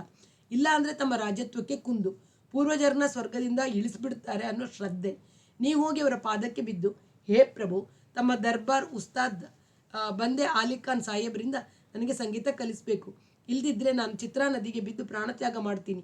ತಾವು ಉಸ್ತಾದ್ರಿಗೆ ಹುಕುಂ ಮಾಡೋ ಮುನ್ನ 10 ನಿಮಿಷ ನನ್ನ ಸ್ವರ ಧ್ವನಿ ಪರೀಕ್ಷೆ ಮಾಡಿ ಅಂತ ಅಹವಾಲು ಮಾಡಿಕೊಂಡ್ರೆ ಖಂಡಿತ ಚಿತ್ತ ಒಪ್ಪಿಕೊಳ್ಳುತ್ತೆ. ತಕ್ಷಣ ಉತ್ಸುಕನಾಗ್ಬಿಟ್ಟೆ. ಎಲ್ಲಿದೆ ಶಕಪುರ? ಮಾಳವದಲ್ಲಿ. ಉಜ್ಜಯಿನಿಯಲ್ಲಿ ರೈಲು ಇಳಿದು ಬಸ್ ಹತ್ತಬೇಕು. ಹಾಂ ತಡೀರಿ, ಈಗ ಹೊಳಿತು. ದರ್ಬಾರಿನ ತಬಲಾ ಗುರು ಭೂಪತ್ ರಾಮ್ ಓಝಾ ನನಗೆ ಚೆನ್ನಾಗಿ ಗೊತ್ತು. ನಾನು ಅವರು ಸ್ಪೀಟ್ ಆಡ್ತೀವಿ. ಅವರ ಹೆಂಡತಿಯ ತಮ್ಮನ ಮಗ ನಮ್ಮ ಕಂಪನಿಯ ಸಾಮಾನುಗಳ ಡೀಲರ್ ದೇವಾಸಿನಲ್ಲಿ. ಓಝಾ ಪಂಡಿತರ ಹತ್ರಕ್ಕೆ ನಾನು ನಿಮ್ಮನ್ನು ಕರೆದೊಯ್ಯಬಲ್ಲೆ. ಅವರು ಮಹಾರಾಜರಲ್ಲಿಗೆ ಒಯ್ತಾರೆ. ದರ್ಬಾರು ಕೃಪೆ ಮಾಡಿದರೆ ನಿಮ್ಮ ಊಟ, ತಿಂಡಿ, ಗುರು ಕಾಣಿಕೆ ಎಲ್ಲ ಒಂದು ಕ್ಷಣದಲ್ಲಿ. ಉತ್ಸಾಹಿತನಾದೆ, ಉದ್ವಿಗ್ನನಾದೆ. ಈಗಲೇ ಹೊರಟಿದ್ದೀನಿ ನಿಮ್ಮ ಜೊತೆ, ದಾರಿ ಕಾಣಿಸಿ ಅಂತ ಎದ್ದು ನಿಂತು ಬಿಟ್ಟೆ. ತಡೀರಿ ಸ್ವಲ್ಪ ಅಂದು ಎದ್ದು ತಮ್ಮ ಡೈರಿ ತೆಗೆದು ನೋಡಿ ಹೇಳಿದರು. ಇವತ್ತಿಗೆ 13ನೇ ದಿನ, 26ನೇ ತಾರೀಕು ಸೋಮವಾರ, ಉಜ್ಜಯಿನಿ ರೈಲ್ವೆ ಸ್ಟೇಷನ್ ವೇಟಿಂಗ್ ರೂಮ್ನ ಹೊರಗಿರುವ ಬೆಂಚಿನ ಮೇಲೆ ಬೆಳಿಗ್ಗೆ 9 ಗಂಟೆಗೆ ನೀವು ಕಾಯ್ತಿರಬೇಕು. ನಾನು ಇಂದೋರ್ ಕಡೆಯಿಂದ 9 ಗಂಟೆ 12 ನಿಮಿಷಕ್ಕೆ ಬರೋ ಗಾಡೀಲಿ ಬರ್ತೀನಿ. ಅದು ತಪ್ಪಿದರೆ ಮುಂದಿನ ಗಾಡಿ, ಅದು ತಪ್ಪಿದರೆ ಮುಂದಿಂದು. ರೈಲ್ನಲ್ಲದೆ ಬಸ್ನಲ್ಲೂ ಬರ್ಬೋದು. ರೈಲ್ವೆ ಸ್ಟೇಷನ್ ಹಿಂಬದಿಲೇ ಬಸ್ ಸ್ಟ್ಯಾಂಡ್. ನಾನು ಹೇಗೆ ಬಂದರೂ ವೆಯ್ಟಿಂಗ್ ರೂಮ್ ಎದುರಿಗೆ ಬೆಂಚರ್ ಹೇಳಿದ್ನಲ್ಲ, ರೈಲ್ವೆ ಸ್ಟೇಷನ್, ಅಲ್ಲೇ ಕಾಯ್ತಿರ್ಬೇಕು. ಅಕಸ್ಮಾತ್ ನೀವು ಮಲಮೂತ್ರಗಳಿಗೆ ಅಂತ 10 ನಿಮಿಷ ಹೋಗಿದ್ರು ನಾನು ಬಂದು ಅದೇ ಬೆಂಚಿನ ಮೇಲೆ ಕೂತಿರ್ತೀನಿ. ನಿಮ್ಮ ರೈಲ್ ಕಿರಾಯಕ್ಕೆ ನಾನೇ ಕೊಡ್ತೀನಿ ಎಂದು ತಮ್ಮ ಆಟದ ದುಡ್ಡಿನಲ್ಲೇ 25 ರೂಪಾಯಿ ತೆಗೆದು ನನ್ನ ಮುಂದಿಟ್ಟು, ನನ್ನ ಹಣಕಾಸಿನ ಸ್ಥಿತಿ ಗೊತ್ತಿತ್ತು. ಒಂದು ತಿಂಗಳು ಕಾಯ್ತೀನಿ. ಅಷ್ಟರೊಳಗೆ ನೀವು ವಾಪಸ್ ಬರೆದಿದ್ದರೆ ತಂಬೂರನ ನಿಮ್ಮ ಗುರುಗಳ ಮನೆಗೆ ತಲುಪಿಸಿ. ನೀವು ಬೇರೆ ಯಾರೋ ಗುರುಗಳನ್ನು ಹುಡುಕಿಕೊಂಡು ಹೋಗಿದ್ದೀರಿ. ಖುದ್ದು ಬಂದು ನಿಮಗೆ ಪ್ರಣಾಮ ಮಾಡಿ ಅನುಮತಿ ತಗೊಂಡು ಹೊರಡೋಕ್ಕೆ ವ್ಯವಧಾನವಾಗಲಿಲ್ಲ ಅಂತ ಹೇಳ್ತೀನಿ. ಈಗಲೇ ಯಾರಿಗೂ ಹೇಳಬೇಡಿ. ವಾಪಸ್ ಬಂದರೆ ಜಾಗ, ಊಟ ರದ್ದಾಗದೇ ಇರಲಿ. ಜಯನಾರಾಯಣ ಎಚ್ಚರ ಹೇಳಿ ದಾರಿಗೆಂದು ರೊಟ್ಟಿ, ಆಲೂ ಬಾಜಿ ಕಟ್ಟಿಕೊಟ್ಟರು. ದಾರಿಯುದ್ದಕ್ಕೂ ದೇವರನ್ನು ಪ್ರಾರ್ಥಿಸುತ್ತಾ ರೈಲಿನ ಗಡಾಗಡ್ ಸದ್ದು ರಾಮ್ ರಾಮ ಎಂದು ಕಿವಿಗೆ ಕೇಳಿಸುತ್ತಾ, ಮಹಾರಾಜರೇ ಹುಕಂ ಮಾಡಿದರೆ ದರ್ಬಾರ್ ಗಾಯಕರು ಶ್ರದ್ಧೆಯಿಂದ ಕಲಿಸಲೇಬೇಕಲ್ವೇ ಎಂದು ಮನಸ್ಸಿಗೆ ಆಶ್ವಾಸನೆ ಕೊಟ್ಟುಕೊಳ್ಳುತ್ತಾ ಮೊದಲು ಲಾಡ್ಜಿನಲ್ಲಿ ರೂಮ್ ಹಿಡಿದು ನನ್ನನ್ನು ಅಲ್ಲಿ ಕೂರಿಸಿ ಸೈಕಲ್ ರಿಕ್ಷಾ ಹಿಡಿದು ಪಂಡಿತ್ ಭೂಪತ್ ರಾಮರ ಮನೆಗೆ ಹೋಗಿ ಬಂದ ನಂತರ ಬಿಟ್ಟು, ಭಯ್ಯ ಸಂಜೆ 5ಕ್ಕೆ ಕರ್ಕೊಂಡು ಬಾ ಅಂದಿದ್ದಾರೆ. ನೀವು ಹಾಡೋದಕ್ಕೆ ಕೇಳಿದ ಮೇಲೆ ಮುಂದಿನ ಮಾತು ಅಂದರು. ನಿಮ್ಮ ಕೆಲಸ ಆಗುತ್ತೆ. ನಾನು ಸದರ್ ಬಜಾರಿಗೆ ಹೋಗಿ ಬರಬೇಕು. 4:45 ಒಳಗೆ ಬರ್ತೀನಿ. ನೀವು ಊಟ ಮಾಡಿ 1 ತಾಸು ನಿದ್ರೆ ತೆಗೀರಿ. ರೈಲು ಪ್ರಯಾಣ ನಿದ್ರೆ ಇಲ್ಲ. ಆವಾಸ್ ತ್ರಾಣ ಇಳಿದಿರುತ್ತೆ. ಹೊರಟು ಹೋದರು. ನಾನು ಹೇಗೆ ಹಾಡ್ತೀನೋ, ಅವರು ಪಾಸ್ ಮಾಡ್ತಾರೋ ಫೇಲ್ ಮಾಡ್ತಾರೋ ಆತಂಕದಲ್ಲಿ ನಿದ್ರೆ ಹತ್ತಲಿಲ್ಲ. ಆದರೆ ಭೂಪತ್ ರಾಮರ ಮುಖ ನೋಡಿದ ತಕ್ಷಣ ಆತಂಕ ಕಳೀತು. ಸುಮಾರು 60 ವರ್ಷ, ನೆತ್ತಿಯ ಮೇಲೆ ಬೊಕ್ಕಾಗಿ ಹೊಳೆಯುವ ತಲೆ, ಗರುಡ ಮೂಗು, ಚುರುಕು ಕಣ್ಣು, ಧೋತರ, ಇಸ್ತ್ರಿ ಮಾಡಿದ್ದಾದರೂ 2 ದಿನದಿಂದ ಉಪಯೋಗಿಸಿದಂತೆ ಕಾಣುವ ಜುಬ್ಬ, ತಕ್ಕ ಮಟ್ಟಿಗೆ ದೊಡ್ಡ ಮನೆ, ತೊಲೆ ಬಾಗಿಲು ಬಾಡಗಳಿಗೆ ಬಳಸಿದ ಮರವು ರಾಜವೃಕ್ಷದ್ದು. ಅರಮನೆಯು ಕಟ್ಟಿಸಿಕೊಟ್ಟ ಮನೆ ಇರಬಹುದು ಅನ್ನಿಸಿತು. ಪಾದಧೂಲಿ ತೆಗೆದುಕೊಂಡಾಗ ನೆತ್ತಿಯ ಮೇಲೆ ಆದ ಅವರ ಹಸ್ತ ಸ್ಪರ್ಶದಿಂದಲೇ ಆಶೀರ್ವಾದ ಮಾಡಿದ್ದಾರೆಂದು ಅರ್ಥವಾಯಿತು. ಕುಶಲ ವಿಚಾರಿಸಿದರು. ಜಿಲೇಬಿ ಚಹಾ ಕೊಟ್ಟರು. ಯಾರ್ಯಾರಲ್ಲಿ ಕಲಿತೆ, ಯಾಕೆ ಅಲ್ಲಿಂದ ಬಿಟ್ಟೆ ಎಂದೆಲ್ಲ ಕೇಳಿದರು. ಹಿಂದಿನ ಗುರುವಿನ ಮೇಲೆ ಯಾವ ತಪ್ಪು ಹೇಳದೆ ಅವರಿಗೆ ವಯಸ್ಸಾಗಿ ಹಾಡಿ ತೋರಿಸಲು ಕಷ್ಟವಾಗಿದೆ ಎಂದು. ಹರಿದ್ವಾರದ ಆಶ್ರಮದ ಬಾಬಾ ಅವರೇ ನನ್ನನ್ನು ಸಾಗರದ ಗವಾಯಿಗಳ ಹತ್ರ ಕಳಿಸಿದರು ಎಂಬ ಒಂದು ಸುಳ್ಳು ಸೇರಿಸಿ ಅವರು ಒಪ್ಪಿಕೊಂಡರು. ಮೂಲೆಯಲ್ಲಿದ್ದ ತಂಬೂರಿ ಎತ್ತಿ ಶ್ರುತಿ ಮಾಡಿಕೊಳ್ಳಲು ಹೇಳಿದರು. ತಂಬೂರಿಯ ಕೌದಿಯ ಮೇಲೆ 2 ಕಡೆಗಳಲ್ಲಿ ಜೇಡನ ಬಲೆ ಇತ್ತು. ಇವರು ತಬಲ್ಜಿ, ತಂಬೂರಿನ ದಿನ ತೆಗೆದು ಬಳಸಲ್ಲ. ಹಾರ್ಮೋನಿಯಂ ಬೇಕೋ, ಹಾಗೆ ಮಾಡಿಕೊಳ್ತೀಯೋ ಬೇಡಿ. ಅವರ ಮೆಚ್ಚುಗೆ ಹೆಚ್ಚಿತು. ಬೇಡಿ. ಹೆಚ್ಚು ಬಳಸದಿದ್ದ ತಂಬೂರಿಯನ್ನು ಬೇಗ ಶ್ರುತಿ ತಂದದ್ದರಿಂದ ಇನ್ನೂ ಹೆಚ್ಚಿತು. ನಿನಗಿಷ್ಟ ಬಂದ ಒಂದು ರಾಗ ವಿಸ್ತಾರವಾಗಿ ಹಾಡು. ಏನೇನು ಕೆಲಸ ಬರ್ತದೋ ತೋರಿಸು. ಸಂಜೆ 6 ಗಂಟೆ. ಎಲ್ಲರೂ ಸಾಧಾರಣವಾಗಿ ಹಾಡುವ ಕಲ್ಯಾಣ ಬೇಡ ಎನಿಸ್ತು. ಪೂರಿಯಾ ಎಂದೆ. ಇಷ್ಟ ಬಂದದ್ದು. 2 ತಾಸು ಅತ್ತ ಇತ್ತ ಆಗುವ ರಾಗವಾದರೂ ಅಡ್ಡಿ ಇಲ್ಲ. ತುಸು ತಡಿ. ಎಂದು ಪಕ್ಕದಲ್ಲಿದ್ದ ತಮ್ಮ ತಬ್ಲಾ ಮತ್ತು ಡಗ್ಗಾಗಳನ್ನು ಎಳೆದುಕೊಂಡು ನನ್ನ ತಂಬೂರಿಯ ಶ್ರುತಿಗೆ ಹೊಂದಿಸಿದ ನಂತರ ಎಂದರು. ವಿಲಂಬಿತ ಏಕತಾಲದಲ್ಲಿ ಆಲಾಪ ಆರಂಭಿಸಿದೆ. ಪ್ರೋತ್ಸಾಹಕರವಾಗಿ ಮುಗುಳ್ನಗುತ್ತಾ ತನ್ನ ತಾಲದ ಚೌಕಟ್ಟನ್ನು ಕಟ್ಟಿಕೊಟ್ಟರು. ಅರ್ಧ ತಾಸು ಆಲಾಪ ಮಾಡಿದ ಮೇಲೆ ತ್ರಿತಾಲ, ಮಧ್ಯ ಮತ್ತು ಧೃತಗಳಲ್ಲಿ ಚಿನ ಚಿನ ಭಾ ಟತಕತೋ ಹೋ ಮೈ ತೋರಿ ಹಾಡಿದೆ. ಸ್ವಲ್ಪವೂ ಆತಂಕವಿಲ್ಲದೆ ದೋಸ್ತಿಯೊಬ್ಬನು ತಬಲಾ ಸಂಗತ ಮಾಡುತ್ತಾ ಕೇಳುವಾಗ ಇರುವ ಮುಕ್ತ ಭಾವದಿಂದ ಹಾಡಿದ್ದೆ. ಮುಗಿಸುವ ಹೊತ್ತಿಗೆ ಅವರು ಆಲೋಚನಾ ಮಗ್ನರಾಗಿದ್ದರು. ಇನ್ನೊಂದನ್ನು ಆರಂಭಿಸಲೇ ಎಂದು ನಾನು ಕೇಳಲಿಲ್ಲ. ಅವರು ಆಲೋಚನೆಯಿಂದ ಹೊರಬರಲಿಲ್ಲ. ತಂಬೂರಿಯನ್ನು ಮಾತ್ರ ಮೀಟುತ್ತಲೇ ಇದ್ದೆ. ತುಸು ಹೊತ್ತಿನ ನಂತರ ನನ್ನ ಮುಖದ ಕಡೆಗೆ ದೃಷ್ಟಿ ತಿರುಗಿಸಿ ಮಾತನಾಡಿದರು. ಯೋಗದ ಸಂಗತಿ ನಿನ್ನ ಜೀವನದಲ್ಲಿ ನಡೆಯೋ ಹಾಗೆ ಕಾಣ್ತದೆ. ನಾನು ಹೇಳೋದು ಸರಿಯಾಗಿ ಕೇಳಿ ಅರ್ಥ ಮಾಡಿಕೊ. ಅದರಂತೆ ನಡೆದರೆ ನಿನ್ನ ಯೋಗ ಬಿಚ್ಚಿಕೊಳ್ಳುತ್ತೆ. ನೀನು ದೊಡ್ಡ ಗಾಯಕ ಆಗ್ತಿ. ಅದು ಆಶೀರ್ವಾದವೆಂಬಂತೆ ನಾನು ಶಿರಸಮೇತ ಶರೀರವನ್ನು ಭಾಗಿಸಿದೆ. ಈ ಗಾಯನವನ್ನು ಕೇಳಿದರೆ ದರ್ಬಾರ್ ಮೆಚ್ಕೋತಿತ್ತು. ನೀನು ಅರಿಕೆ ಮಾಡಿಕೊಂಡ ಹಾಗೆ ನಿನ್ನನ್ನು ಸ್ವೀಕರಿಸುವಂಥ ದರ್ಬಾರ್ ಗಾಯಕರಿಗೆ ಹುಕುಂ ಮಾಡ್ತಿತ್ತು. ಉಸ್ತಾದರು ಒಪ್ಪಿ ಗಂಡ ಪೂಜೆನೂ ಮಾಡಿಸ್ತಿದ್ರು. ಆದರೆ ಮನಸ್ಸಿಟ್ಟು ಪಾಠ ಹೇಳ್ತಿರ್ಲಿಲ್ಲ. ಮೇಲೆ ಮೇಲೆ ಹೇಳಿ ಶಾಸ್ತ್ರ ಮುಗಿಸೋ ವರ್ಷಗಳನ್ನು ಕಳಿಸ್ತಾರೆ. ನಾನು ಅದೇ ದರ್ಬಾರಿಗೆ ಸೇರಿದವನಾಗಿ ಇನ್ನೊಬ್ಬರ ಮೇಲೆ ಚಾಡಿ ಹೇಳಬಾರದು. ಈ ಮಾತನ್ನು ಎಂದೂ ಯಾರಿಗೂ ಹೇಳೋಲ್ಲ ಅಂತ ಆಣೆ ಮಾಡು ಎಂದು ಕೈ ನೀಡಿದರು. ನಾನು ತಂಬೂರಿಯ ಮೇಲಿದ್ದ ಬಲಗೈ ಮುಟ್ಟಿ ಇದನ್ನು ಯಾರ ಕೈಲೂ ಆಡೋಲ್ಲ ಎಂದೆ. ಅವರು ಬಿಟ್ಟು ಭಯ್ಯನ ಕಡೆಗೆ ನೋಡಿದರು. ಭಗವಂತನ ಪಾದದಾಣೆಗೂ ನಾನು ಮಾತಾಡೋದಿಲ್ಲ. ಅವರು ಆಶ್ವಾಸನೆ ನಂತರ ಯೋಗ ಅನ್ನೋ ಮಾತು ಹೇಳಿದೆ. ಅದನ್ನು ಕೇಳಿ. ಈ ಊರಿಗೆ 20 ಮೈಲಿ ದೂರದಲ್ಲಿ ಒಬ್ಬರು ರಾಜರಿದ್ದಾರೆ, ಠಾಕೂರ್. ಅವರು ತಿಳಿದಿರುವಷ್ಟು ಸಂಗೀತ, ಸಾಧಿಸಿರುವ ಸ್ವರಲಯಗಳ ಹಿಡಿತ ಬೇರೆ ಯಾವ ಗುರುವಾಗಲಿ ಉಸ್ತಾದನಾಗಲಿ ಸಾಧಿಸಿಲ್ಲ. ಹೊರಗೆ ಹೋಗಿ ಕಚೇರಿ ಮಾಡೋದಿಲ್ಲ. ಯಾಕೆಂದರೆ ಅವರು ರಾಜ ಠಾಕೂರ್. ಅವರದೇ ಒಂದು ಕಾಡು, ನರ್ಮದಾ ನದಿಗೆ ಚಿತ್ರಾ ನದಿ ಸೇರುವ ಜಾಗದಲ್ಲಿ 1000 ಎಕರೆ ಕಾಡು. ನದಿಯ ದಡದಲ್ಲೊಂದು ಮಹಾದೇವ ಮಂದಿರ. ಅವರ ಪೂರ್ವಜರು ಕಟ್ಟಿಸಿದ್ದು ಕುಲದೇವತೆ. ಅದರೊಳಗೆ ಮಾತ್ರ ಕೂತು ಹಾಡ್ತಾರೆ. ಅಲ್ಲೇ 40 ವರ್ಷದಿಂದ ಕೂತು ಸಾಧನೆ ಮಾಡಿದ್ದಾರೆ. ನಾನು ನಿನ್ನನ್ನು ಅವರಲ್ಲಿ ಕರೆದೊಯ್ತೀನಿ. ನನ್ನೆದುರು ಹಾಡಿದಂತೆ ಅವರೆದುರಿಗೆ ಹಾಡು. ಅವರು ಒಪ್ಪಿಕೊಂಡ್ರೆ ಮುಗೀತು. ನಿನ್ನ ಯೋಗದ ಬಾಗಿಲು ತೆರೀತು. ಕೇಳಲು ರಮ್ಯವಾಗಿತ್ತು. ಸಂಗೀತದಲ್ಲಿ ಸ್ವತಃ ಸಾಧನೆ ಮಾಡಿದ್ದ ರಾಜರೂ ಇದ್ದಾರೆ ಎಂಬ ನೆನಪು ಬಂತು. ಕಾಡು, ನದಿ ತೀರ, ಮಹಾದೇವ ಮಂದಿರದಲ್ಲಿ ಸಾಧನೆಗೆಂದು ಮಾತು ಹರಿದ್ವಾರ ಆಶ್ರಮದ ನೆನಪನ್ನು ಉಕ್ಕಿಸಿದವು. ಗಂಗಾಜಿಯ ತಟದಲ್ಲಿ ಭಿಕ್ಷೆ ಬೇಡಲು ಹಾಡುತ್ತಿದ್ದ ಹುಡುಗನನ್ನು ಕರೆದೊಯ್ದು ಇಷ್ಟು ಕಲಿಸಿದ ಬಾಬಾರ ನೆನಪು ಬಂತು. ಅವರನ್ನೊಮ್ಮೆ ನೋಡುವ ಬಯಕೆಯಾಯಿತು. ಆದರೆ ಏನನ್ನು ಕಲಿಯಲೆಂದು ಹೇಳದೆ ಕೇಳದೆ ಹೊರಬಿದ್ದು ಬಂದೆನೋ ಅದರ 100ರಲ್ಲಿ 1 ಭಾಗವನ್ನು ಕಲಿಯದೆ ಹೋಗಿ ಮುಖ ತೋರಿಸುವುದು ಹೇಗೆ ಎಂಬ ನಾಚಿಕೆ. ಪಂಡಿತ್ಜಿ, ನಾನು ರಾತ್ರಿ ಉಜ್ಜಯಿನಿ ತಲುಪಬೇಕು. ಇವರನ್ನು ನಿಮ್ಮ ವಶಕ್ಕೆ ತಗೊಂಡು ನನಗೆ ಅಪ್ಪಣೆ ಮಾಡ್ತೀರಾ? ಬಿಟ್ಟು ಕೇಳಿದರು. ಆಯಿತು, ಇವರು ಚೀಲ ಎಲ್ಲಿ ತಂದುಬಿಡಿ. ನಾಳೆ ಇವರನ್ನು ಚಿತ್ತರ್ಪುರಕ್ಕೆ ಕರೆದೊಯ್ತೀನಿ. ಲಾಜಿನಿಂದ ಚೀಲ ತರಲು ಬಿಟ್ಟು ಭಯ್ಯನ ಸಂಗಡ ಹೋದೆ. ಶಕಪುರ ಹಳೆಯ ಕಾಲದ ಪಟ್ಟಣ. ಕೋಟೆ ಕೊತ್ತಲುಗಳು ಮುಖ್ಯ. ಅರಮನೆ, ರಾಜವಂಶದವರು ವಾಸಿಸುವ ದೊಡ್ಡ ಪುಟ್ಟ ಮಹಲುಗಳು, ಚಚ್ಚೌಕವಾಗಿ ಲಕ್ಷಣವಾದ ಬೀದಿಗಳಾದರೂ ಆಧುನಿಕ ಜನಸಂದಣಿಗೆ ಕಿಷ್ಕಿಂದ. ಆ ಬೀದಿಗಳ ಮೂಲಕ ಬಸ್ ಲಾರಿಗಳು ಹೋಗುವಾಗ ಸೈಕಲ್ ರಿಕ್ಷಾ, ಒಂದೊಂದು ಕಾರು, ಟಾಂಗಾ ಗಾಡಿಗಳು ಸಿಕ್ಕಿಕೊಂಡು ಯಾವ ವಾಹನವೂ ಚಲಿಸದ ಸ್ಥಿತಿಗೆ ಬಂದು ಬಿಡುತ್ತಿದ್ದವು. ಕೂತಿದ್ದ ಸೈಕಲ್ ರಿಕ್ಷಾವು ಒಂದು ಮೂಲೆಯ ಸಂದಣಿಯಲ್ಲಿ ಸಿಕ್ಕಿ ಹಾಕಿಕೊಂಡಿದ್ದಾಗ ಬಿಟ್ಟು ಭಯ್ಯ ಅಂದರು, ಅದೃಷ್ಟ ಜೂಜಿನ ಮೂಲಕ ತೆರೆದುಕೊಳ್ಳುತ್ತೆ ಅಂತ ನಾನು ಹೇಳಿದ ಮಾತು ನಿಜವಾಯ್ತಲ್ವೇ? ಜೂಜೇ ಆಡದಿದ್ದರೆ ಅದೃಷ್ಟವಿದೆಯೋ ಇಲ್ಲವೋ ಗೊತ್ತಾಗೋದು ಹೇಗೆ? ಇವರ ಮಾತು ನಂಬಿ ಧರ್ಮಶಾಲೆಯ ಊಟ ವಸತಿಯ ನೆಮ್ಮದಿಯನ್ನು ಬಿಟ್ಟು ಬಂದದ್ದೇ ಜೂಜೆ ಎಂದು ನಾನು ಅರ್ಥ ಮಾಡಿಕೊಂಡೆ. ಬೆಳಿಗ್ಗೆ ನಾಷ್ಟ ಆದಮೇಲೆ ಭೂಪತ್ರಾಯರು, ಸೈಕಲ್ ಸವಾರಿ ಬರುತ್ತೆ, ನನ್ನನ್ನು ಹಿಂದುಗಡೆ ಕೂರಿಸ್ಕೊಂಡು ಡಬಲ್ ಮಾಡಬಲ್ಲೆಯಾ? ಮಾಡ್ತಿದ್ದೆ. 2.5 ವರ್ಷದಿಂದ ಅಭ್ಯಾಸ ತಪ್ಪಿದೆ. ಒಂದ್ಸಲ ಕಲಿತದ್ದು ಮರೆಯೋದಿಲ್ಲ ಅನಿಸುತ್ತೆ. ಯಾಕೆ ಕೇಳಿದೆ ಅಂದರೆ, ನಾವು ಹೋಗಬೇಕಾದ ಚಿತ್ತರ್ಪುರ ಇಲ್ಲಿಗೆ 20 ಮೈಲಿ. ರಸ್ತೆ ಇದೆ, ಬಸ್ ಓಡಾಟ ಇಲ್ಲ. ನಾನೊಬ್ಬನೇ ಸೈಕಲ್ ತುಳಿಯಬಲ್ಲೆ. 21 ವರ್ಷದ ನಿನ್ನನ್ನು ಕೂರಿಸ್ಕೊಂಡು ತುಳಿಯಲಾರೆ. ನನ್ನನ್ನು ಕೂರಿಸ್ಕೊಂಡು ತುಳಿದರೆ ನಿನಗೆ ಕಷ್ಟವಿಲ್ಲ ಅಂತ. ನನ್ನ ಚೀಲವನ್ನು ಹ್ಯಾಂಡಲ್ಗೆ ನೇತು ಹಾಕಿ ಭೂಪತರಾಮರನ್ನು ಹಿಂಬದಿಗೆ ಕೂರಿಸಿಕೊಂಡು 20 ಅಡಿ ಹೋಗುವಲ್ಲಿ ತೋಲನ ಸಿಕ್ಕಿತು. 5 ಮೈಲಿಯವರೆಗೆ 2 ಕಡೆ ಫಲವತ್ತಾದ ಮಣ್ಣಿನ ಗದ್ದೆಗಳು, ಅನಂತರ ಮಾವಿನ ತೋಪು, ಅದಾದ ನಂತರ ಬೆಟ್ಟ ಗುಡ್ಡಗಳಿಂದ ಕಾಡು. ಬೆಟ್ಟ ಗುಡ್ಡಗಳ ಏರಿನಲ್ಲೂ ಸುಸ್ತಾಗದೆ ತುಳಿದೆ.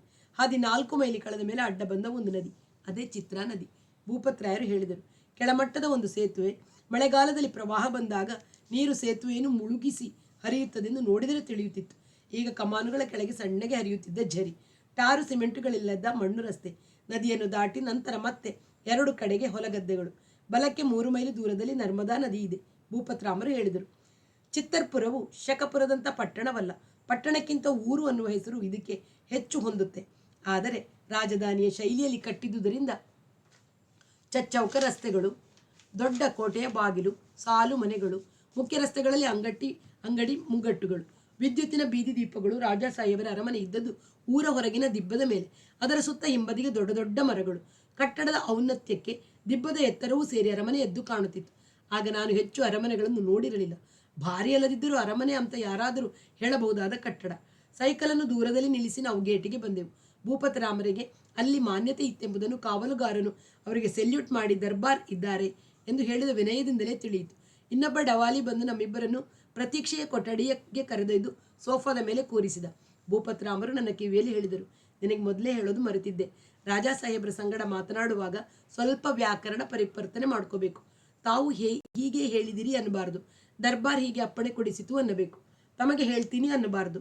ದರ್ಬಾರಿಗೆ ನಿವೇದಿಸ್ತಿದ್ದೀನಿ ಅನ್ನಬೇಕು. ಅವರು ಮಾತನಾಡುವಾಗ ನಡುವೆ ಜಿ ಎನ್ನಬಾರದು. ಹುಕುಂ ಹುಕುಂ ಎನ್ನಬೇಕು. ಉಳಿದ ರಿವಾಜುಗಳು ಕ್ರಮೇಣ ನಿನಗೆ ತಿಳಿಯುತ್ತೆ. ರಾಜಾ ಸಾಹೇಬರು ಹಾಗೆ ರಾಜ ದರ್ಬಾರಿನ ಜಂಬ ಬಡಿವಾರಗಳನ್ನು ಹಚ್ಚಿಕೊಂಡವರಲ್ಲ. ಸಂಗೀತದಲ್ಲಿ ಮುಳುಗೋರಿಗೆ ಅವೆಲ್ಲ ತಲೆಗೆ ಹೋಗೋಲ್ಲ. ಆದರೂ ಎಷ್ಟಾದರೂ ಅವರು ರಾಜರು, ರಾಜಮನೆತನದಲ್ಲಿ ಹುಟ್ಟಿದವರು. ನಾವು ರೀತಿ ರಿವಾಜುಗಳನ್ನು ಪಾಲಿಸಬೇಕು.